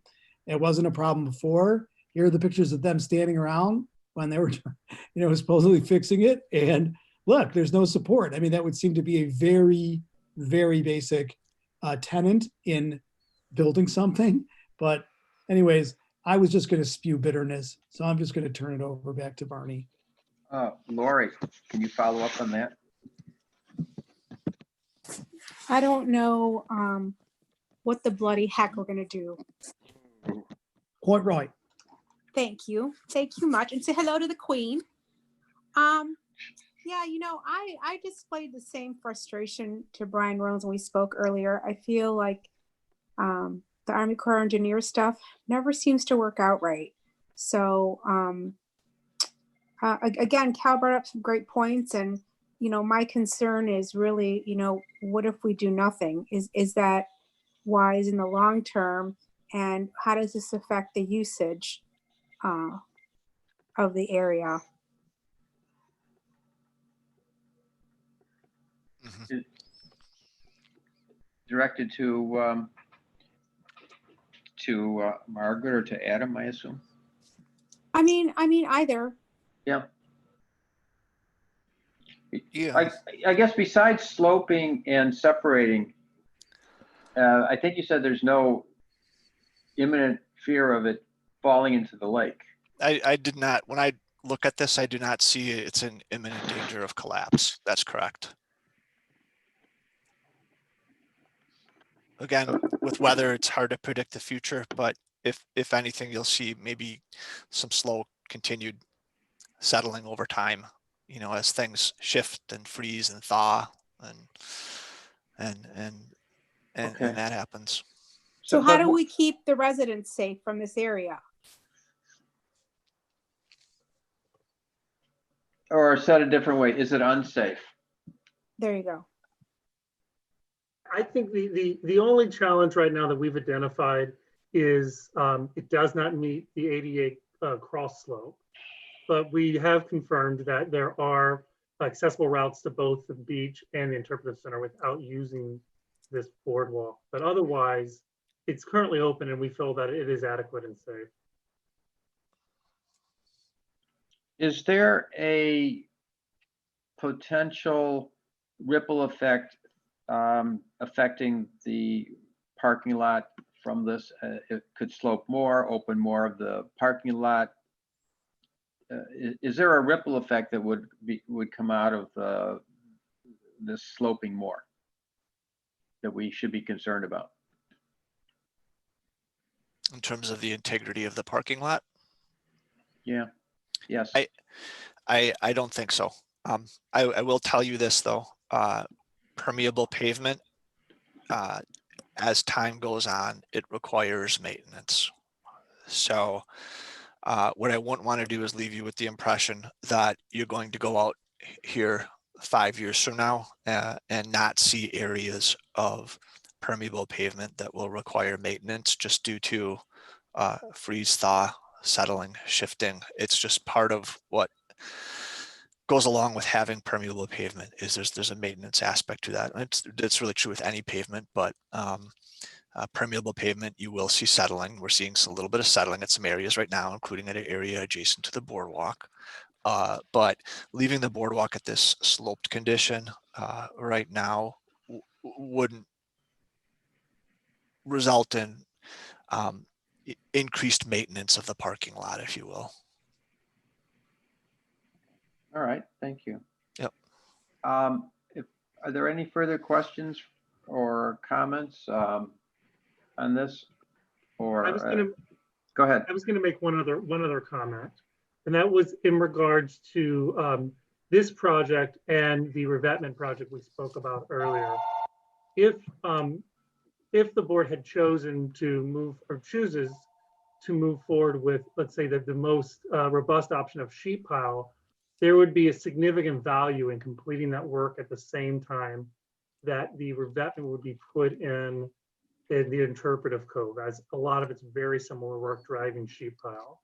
And it's also possible, even if it was the third option, you could utilize the same contractor for that work here as the revetment and realize still some likely cost savings. Oh, those are good points to take into consideration. Again, I think as Cal suggested for the other project, this should be discussed thoroughly at the Finance Committee. That's fine with me.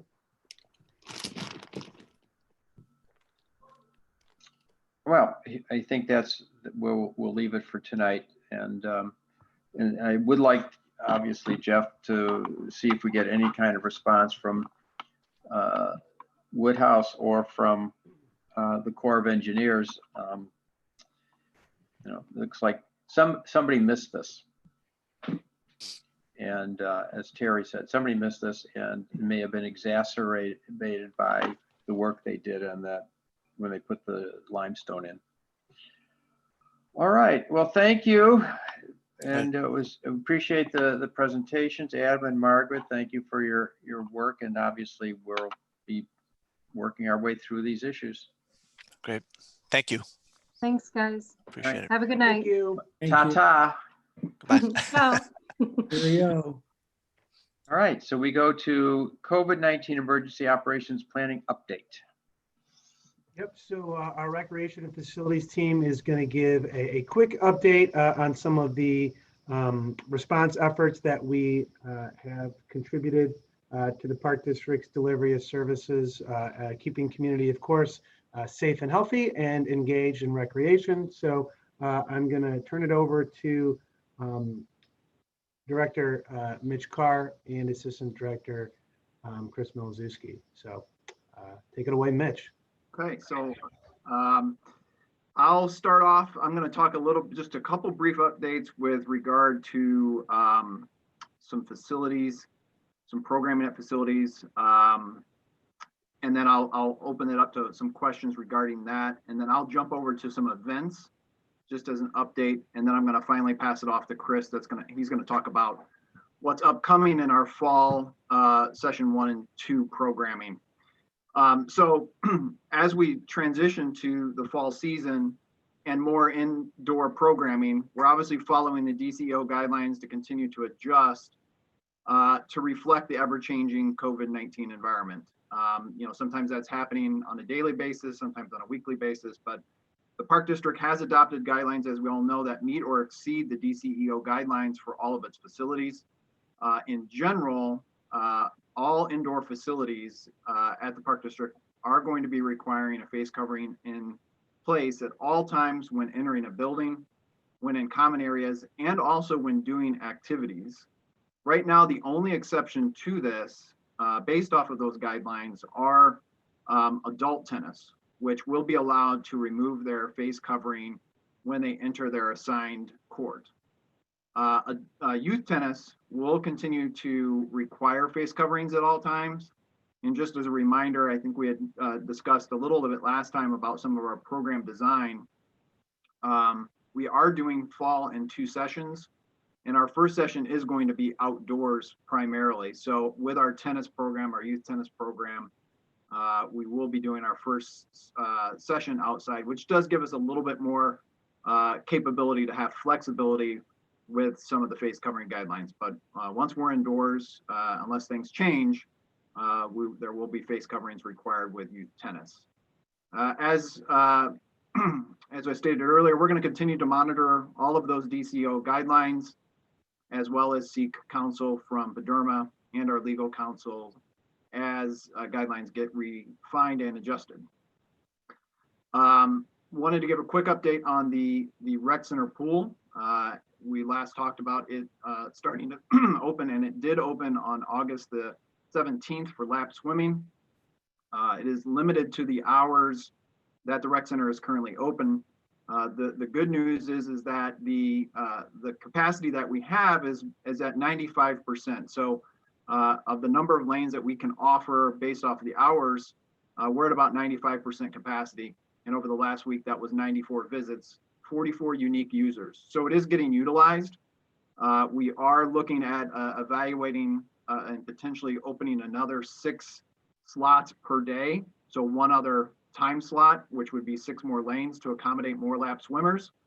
And of course, we're going to have to make adjustments as we get into September, as we anticipate our Learn to Swim program scheduled to begin the week of September the 14th. One final update is with regard to the lakefront and Rosewood Beach. We all know we've had a hot summer. This week has been extremely hot. Tomorrow is going to be potentially the hottest day this year. Due to that extreme heat that we're experiencing, staff with consultation from PDERMA, our legal counsel, and the board has adjusted the procedure for patron access to the water for the postseason, which we're currently in. We started our postseason as of Monday. So patron access to the beach when it is non-lifeguarded. So when there's no lifeguards on duty, we've adjusted to allow entry to the water at the individual's own risk. We've been updating our signage, updating our information on our website to reflect this. We will still have a presence at Rosewood even in the postseason, so we'll have staff there to manage parking enforcement and all the beach guidelines, including the social distancing guidelines. We just don't have lifeguards on site actively guarding during the weekdays right now. The weekends, it is a full operation as typical, so we will be guarding during the weekends. We do have coverage down there every day from 6:30 a.m. to 10 p.m. on weekdays and 6:30 a.m. to 11 p.m. on weekends. So there is good still staff coverage monitoring Rosewood and all of our lakefront property. So at this time, I'll pause for any questions regarding those updates before moving to events.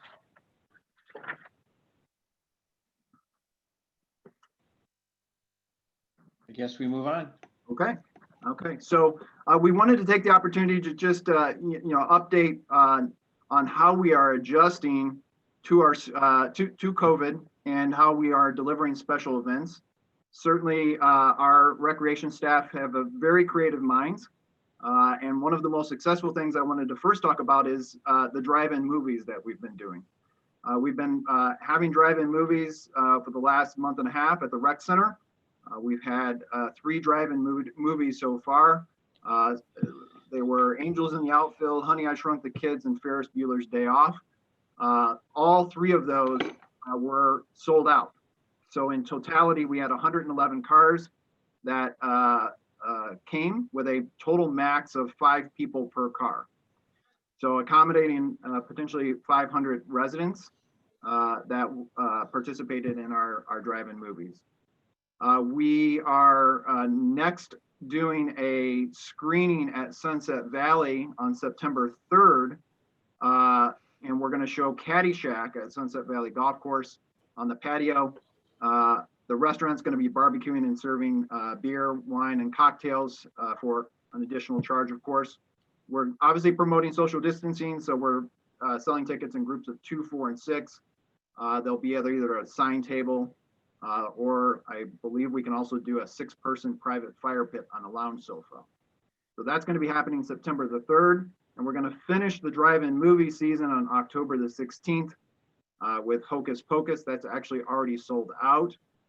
The sunset screening for Caddyshack, I forgot to mention, does still have tickets available. So this has been something that has been very well received by the community. We're very excited about delivering that. Keeping kind of with the Hocus Pocus October theme is we will have a Halloween event.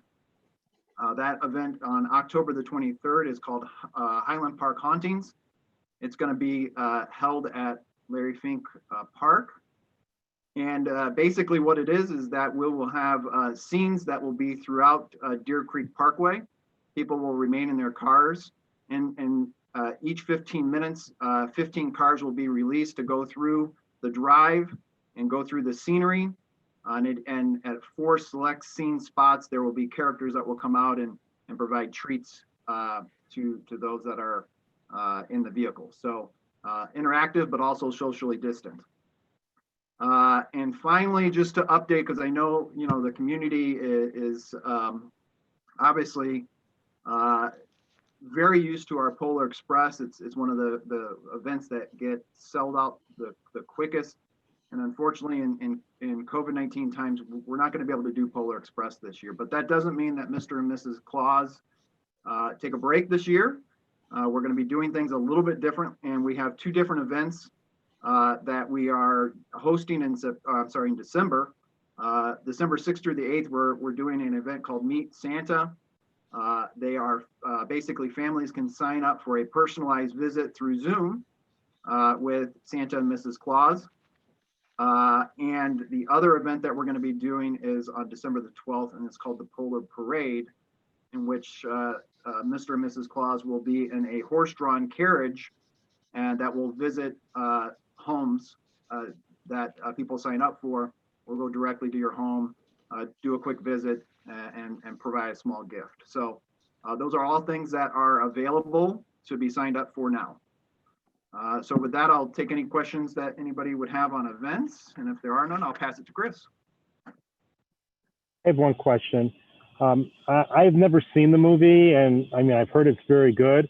And I don't want to be a church lady, but it's my understanding that Caddyshack is an R-rated movie. And how are we showing an R-rated movie? Yeah, so I should specify, it's a good point, Cal.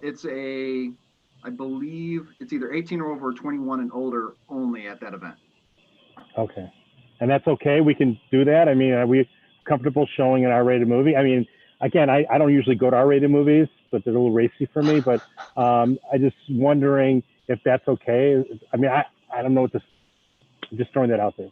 Well, I think the fact, Cal, that you probably know this film word by word with your quotes makes you an expert on this topic. And I just want to vent my concern that Cal is outside. It looks like he's in the woods. So maybe you should go inside for this last part. know I think these are Um, great. Mitch, does I think anybody- Mitch, these are great ideas for the Polar Express, substitute. And I think that's a great idea. What a great job you guys did to keep our programs running while being safe. I think these are great. Thank you, Lori. I guess we'll move on. Okay, I'm going to pass it to Chris then. And I'm going inside. I'll be right back. Okay. Yeah, we'll continue. I'll proceed. So, good evening, everyone. Am I heard okay? Yes. Yes. All right, thank you. So, I think in all walks of our professional lives, we can all agree that it certainly hasn't been business as usual, and that statement certainly holds true in our field of Parks and Rec. And as was indicated in Director Peters' financial outlook in light of the COVID-19 pandemic, our staff, as it relates to recreation and facilities, has had their versatility, flexibility, and creativity challenged unlike never before, all while remaining fiscally responsible as we always expect. And I could personally say I've been proud to be associated with each and every one of the members of our recreation and facility teams. And I'm happy to just give a real quick synopsis of what's been going on in each of those areas. So facilities, led by Tony Matsky, has been doing just a fantastic job finding creative solutions to new problems unlike never seen before, whether it be cleaning measures or managing projects that have been asked to be managed remotely, and they've just been doing a tremendous job.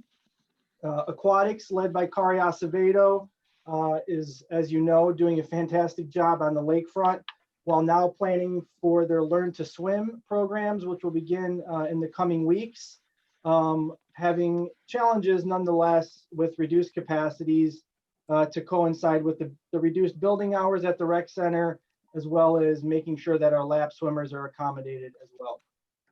Athletics, led by Mike DiVincenzo, have seen growth continued in the sport of baseball, while just really doing a tremendous job still as we speak this week, offering mini camps similar to the traditional sports camps that we are accustomed to of years past. And as a matter of fact, we have 55 participants for our half-day camps this week.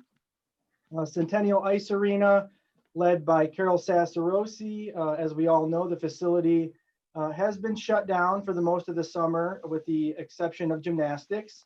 And our competitive gymnastics team has been practicing throughout the summer and is very excited to continue their craft, if you will, in upcoming meets and training sessions, while our Learn to Skate program is seeing a significant bounce back. Unlike some other areas, currently year to date, we're at about 70% of registration, and those programs will begin September 8th. And I'm also happy to say that our ice contracts with our user groups, the Falcons, the Highland Park Giants, et cetera, are on par with 2019. Heller, led by Jessica Reyes, are currently focused on our after-school offerings, as well as supplemental educational programs throughout the course of the school day. And we are hopeful that some of the local school teachers take advantage of their expertise. Tennis, led by Robin Zullo and Chris Viscani.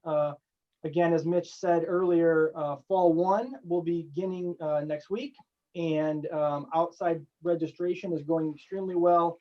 We're at approximately 80% year to date, and Fall 2 registrations are slow as we transition inside, understandably so.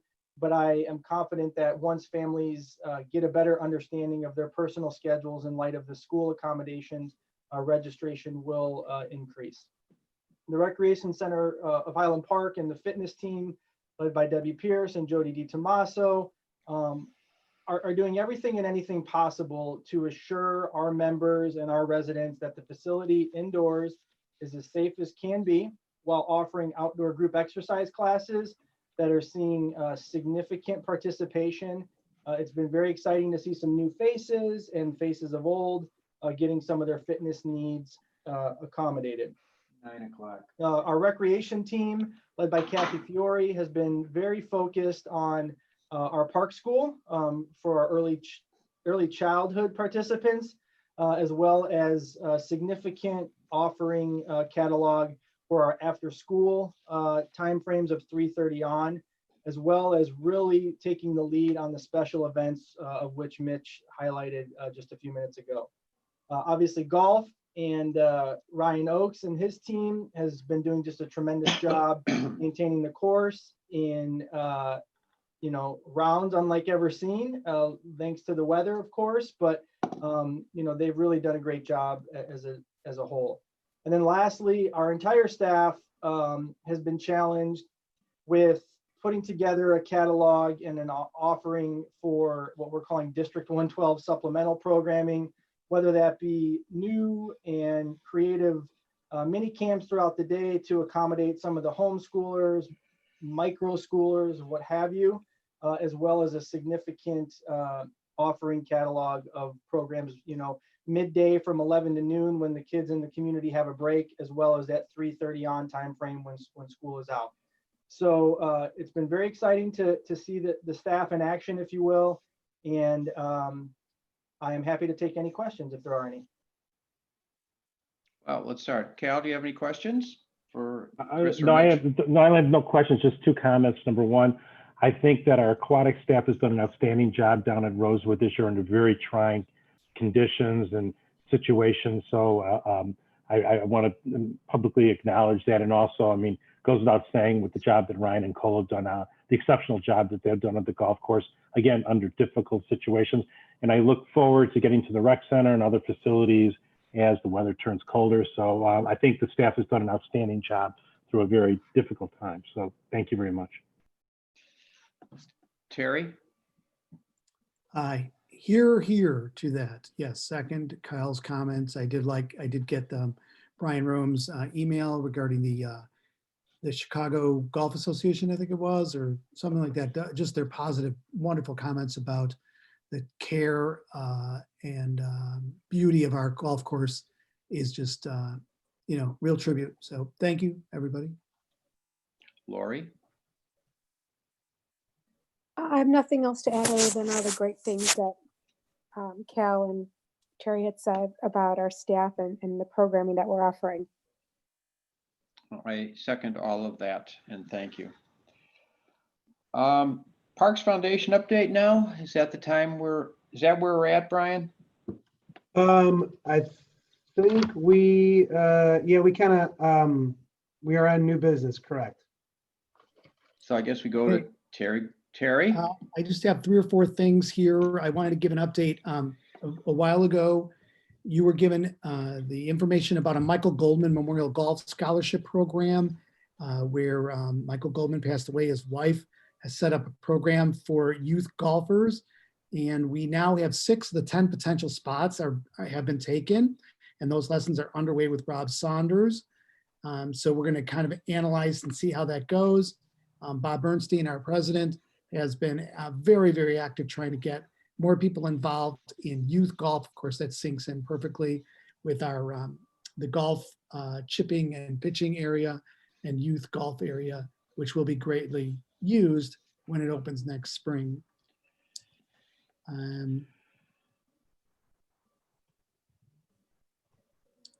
We have 2 initiatives coming up.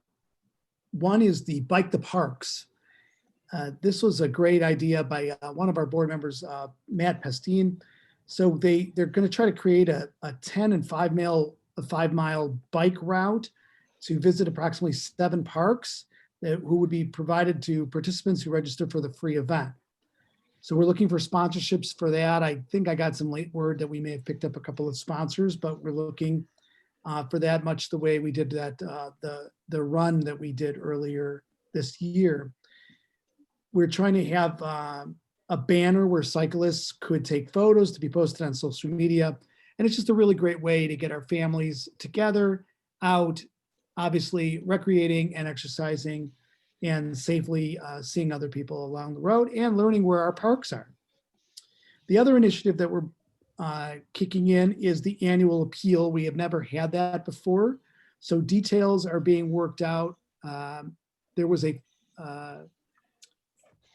fundraising committee meeting yesterday, but I was unable to attend. I'm wondering, Brian Romes, did you have any insight as to any agreement that you and Dan Crennan kind of came to terms with about a passport or anything like that? Yeah, they've made a recommendation, I know, regarding their sort of annual appeal and the development of an annual passport, which is basically, donors will kind of get a little thank you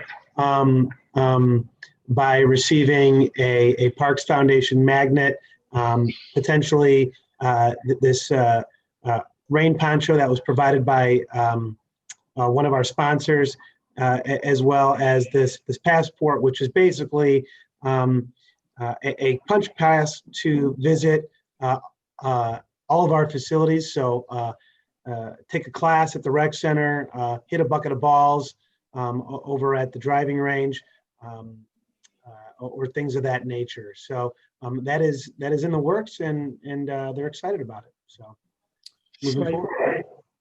So we need to kick that into high gear. We need your support, the rest of the board, to make the foundation effective. And so anything you can do to provide us maybe with some businesses that maybe you go to, or if you know of somebody who could donate an item for a raffle, that would be amazing as well. And then we'll be there tomorrow. The foundation will have a couple members there at the Sunset Woods Park Open House, which is scheduled tomorrow at 4:30. I will be there as well. And if any other board members would like to attend, that would be great. That's it. Thank you. Terry, when is that? When is that, Terry? That's tomorrow What time? at 4:30. And what is it again?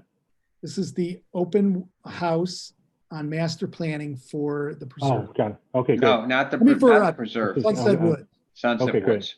All right, thanks. Is it posted as an open meeting, or is it, did you? No, Okay, so be careful, you can only have two board members there then. Barney, are you going? No, I'm not going. You You can be there. You can be there. You just can't be in participate. discussion with any other board members. Yeah, okay. I just don't want to violate the Open Meetings Act. I'm glad you're concerned. Thank you, Terry. So now we can go to the director's report. I believe we have, Brian, just the report on Sunset. Yep, Manager Ryan Oakes, Superintendent Ryan Oakes is going to give us a quick mid-season report on the performance of the golf course. And Ryan, if you're still with us, yes, take it away. All right, I'm going to attempt to share my screen real quick.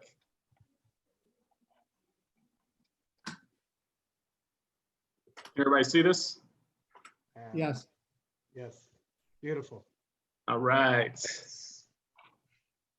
So just a quick update, mid-season update on Sunset Valley. As you can see, golf shop sales are slightly down so far this year. But that's really because the pro shop's only been open in June and July. We were not able to open in April or May due to COVID-19. Golf cart rentals are slightly down as well. In May, when we were allowed to open, it was walking only. So golf carts are really just June and July figures compared to 2019 when it was all year. Golf greens fees are higher. There's been more players out there this year by approximately 2,000 rounds so far. Since May 29th, we've had 261 rounds a day. So from May 29th through July 31st, we've had 261 rounds per day. Our Sapphire Loyalty Club is up by 15 members. We have 149 members this year compared to 134 last year. And then we had 14 more participants in our North Shore Amateur Tournament from last year. We had 115 this year and 101 players last year. So just a few highlights From the course, we opened on March 7th, and then we closed the course due to COVID-19 on March 13th. And that was closed through April 30th. We reopened on May 1st with phase 2 restrictions. And some of those restrictions include twosomes only. Tee times were every 15 minutes apart. Bookings had to be done online or by phone. It was walking only, so no golf cart or push cart rentals were permitted. The restaurant was open for carry out only or pickup at the pickup window off the 9th green. The clubhouse and pro shop remained closed. The restrictions changed on May 29th to the following rules. Online and telephone bookings were encouraged still. Players may be grouped into foursomes. Tee times will be spaced 10 minutes apart. Golf carts were permitted. Individual riders not in the same household had to use individual carts.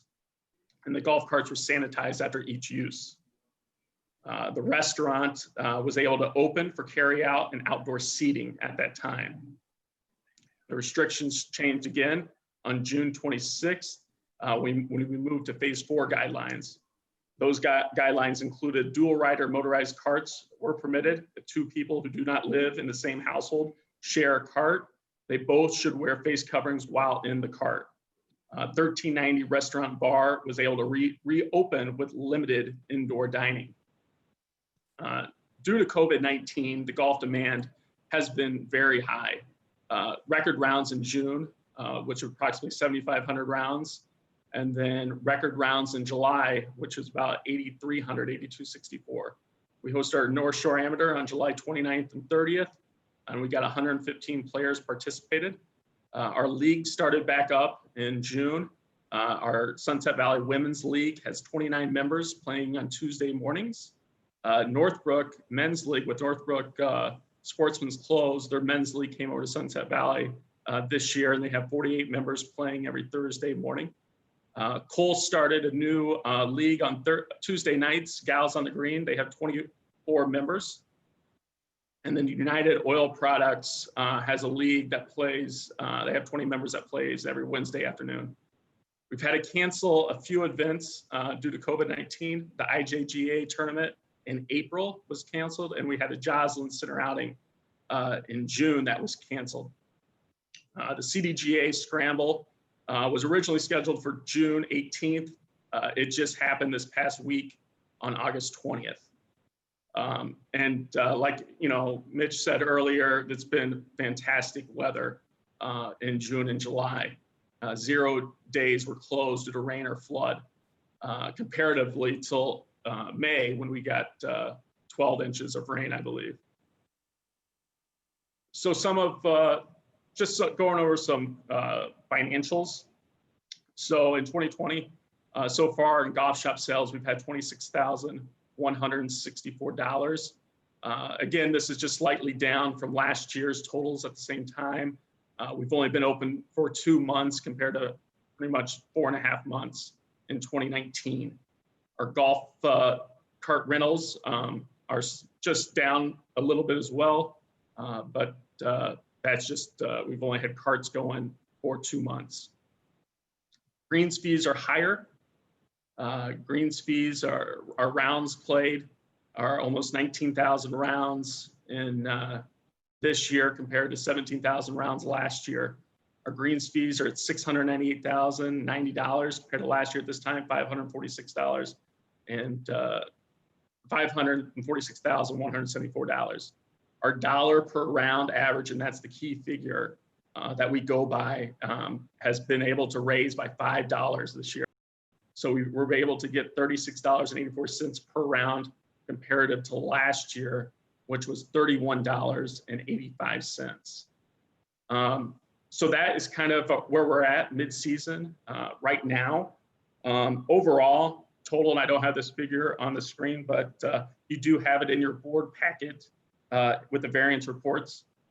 Revenue so far at Sunset Valley, we're at $945,481 for revenue, and our expense total is $538,918. for an operating surplus so far, 406,562. So with that, I have Cole Sangren, our golf operations manager, with me, who's been doing a fantastic job with the clubhouse, and all the staff at Sunset. It's just been phenomenal. If you guys have any questions, feel free to ask.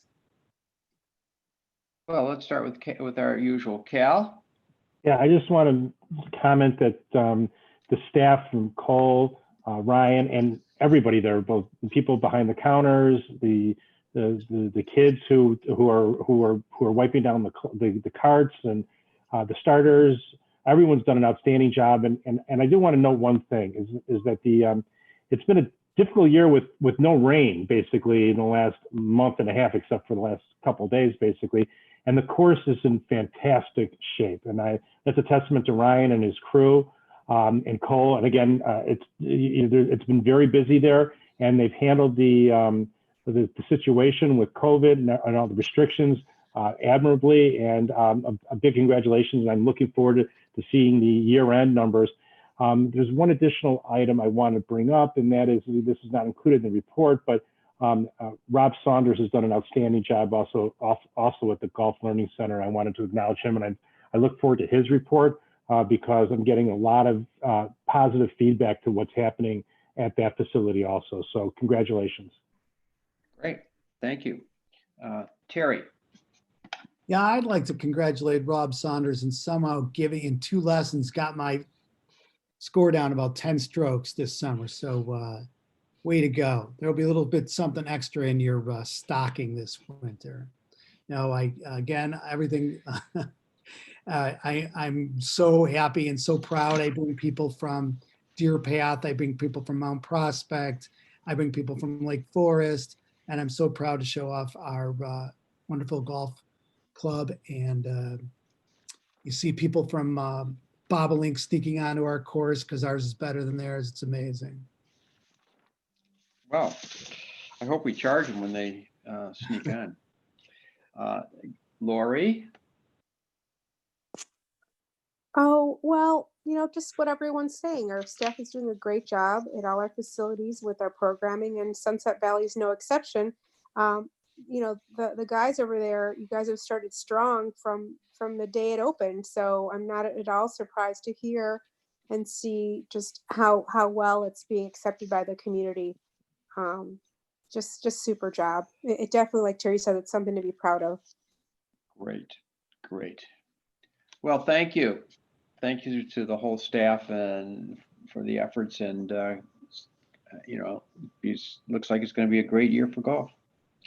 Is there anything? Not finished yet. Oh, we That was thought just you were. Sunset. That was just Sunset. Oh, we thought you were. Learning Center. But I got Rob with me to go over the Learning Center. Oh, they shouldn't have made those laudatory comments. They didn't think he was going to be there. I thought you weren't going to be here, Rob. I'm sorry. I didn't know you were here. I saw his name. I'm just waiting for that stocking stuffer. Okay, Yeah, I so saw your name. I knew you were there. so yes, the golf has been really busy up here. I mean, so as we show in our numbers, so far as the end of July, we've had over 1,700 more participants at the Learning Center just at the driving range. We keep going through more and more golf balls. It's been a constant every day. Our miniature golf is down, but again, we're not able to open until May 29th. So we lost all of April and May for all practical purposes.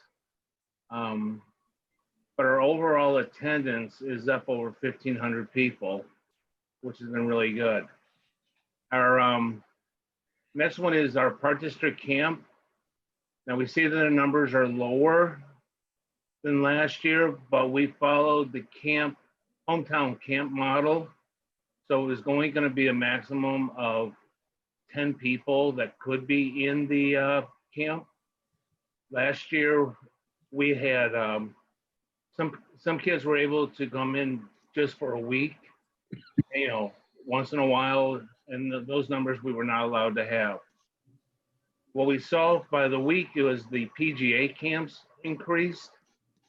So again, we pulled all these kids from other areas to come here to the Learning Center. Just so you know that the Park District camp and the PGA camps, they never met. So we kept all the kids separate. So for any COVID issues. The next part, we show our attendance in the Park District program. So our clinics that we also run. Last year at this time we had 52. This year we more than doubled. We've had 130 participants. So a lot of kids, a lot of adults, they're taking up golf, which is, or at least trying golf, which has really been good. Okay, so our highlights, we were running the Dome until March 13th. We had to close it down. This facility opened May 29th. When we did open the range, it was every other spot was only allowed to be used on the grass. We could use the mats, but we basically only used half the range because we put them about 10, 12 feet apart instead of the 8 feet apart we normally do. June 26th, lightened up so we could use every spot and put them at our normal distances, which are still 8 to 9 feet apart from each other. Sportsman's closed for the renovation. They brought a lot of people over here, which they've actually really enjoyed it. I guess talked about the other two already. Go ahead, Ryan. So our mid-season sales, our range ball sales this year through the end of July were over 103,000, where we were 60 last year. Mini golf, as we said, was a little bit lower. The golf lessons, Park District programs are up some, which is great. Golf camp, I explained why we had fewer people in our Park District camps, and that really brought that number down a little bit. And our private lessons are very, they've been popular. We've been staying very busy teaching. Any thoughts, questions? That sounds really great to me. And I think, Terry, you've already taken care of Rob for the Christmas present, I understand. That's right. That's right.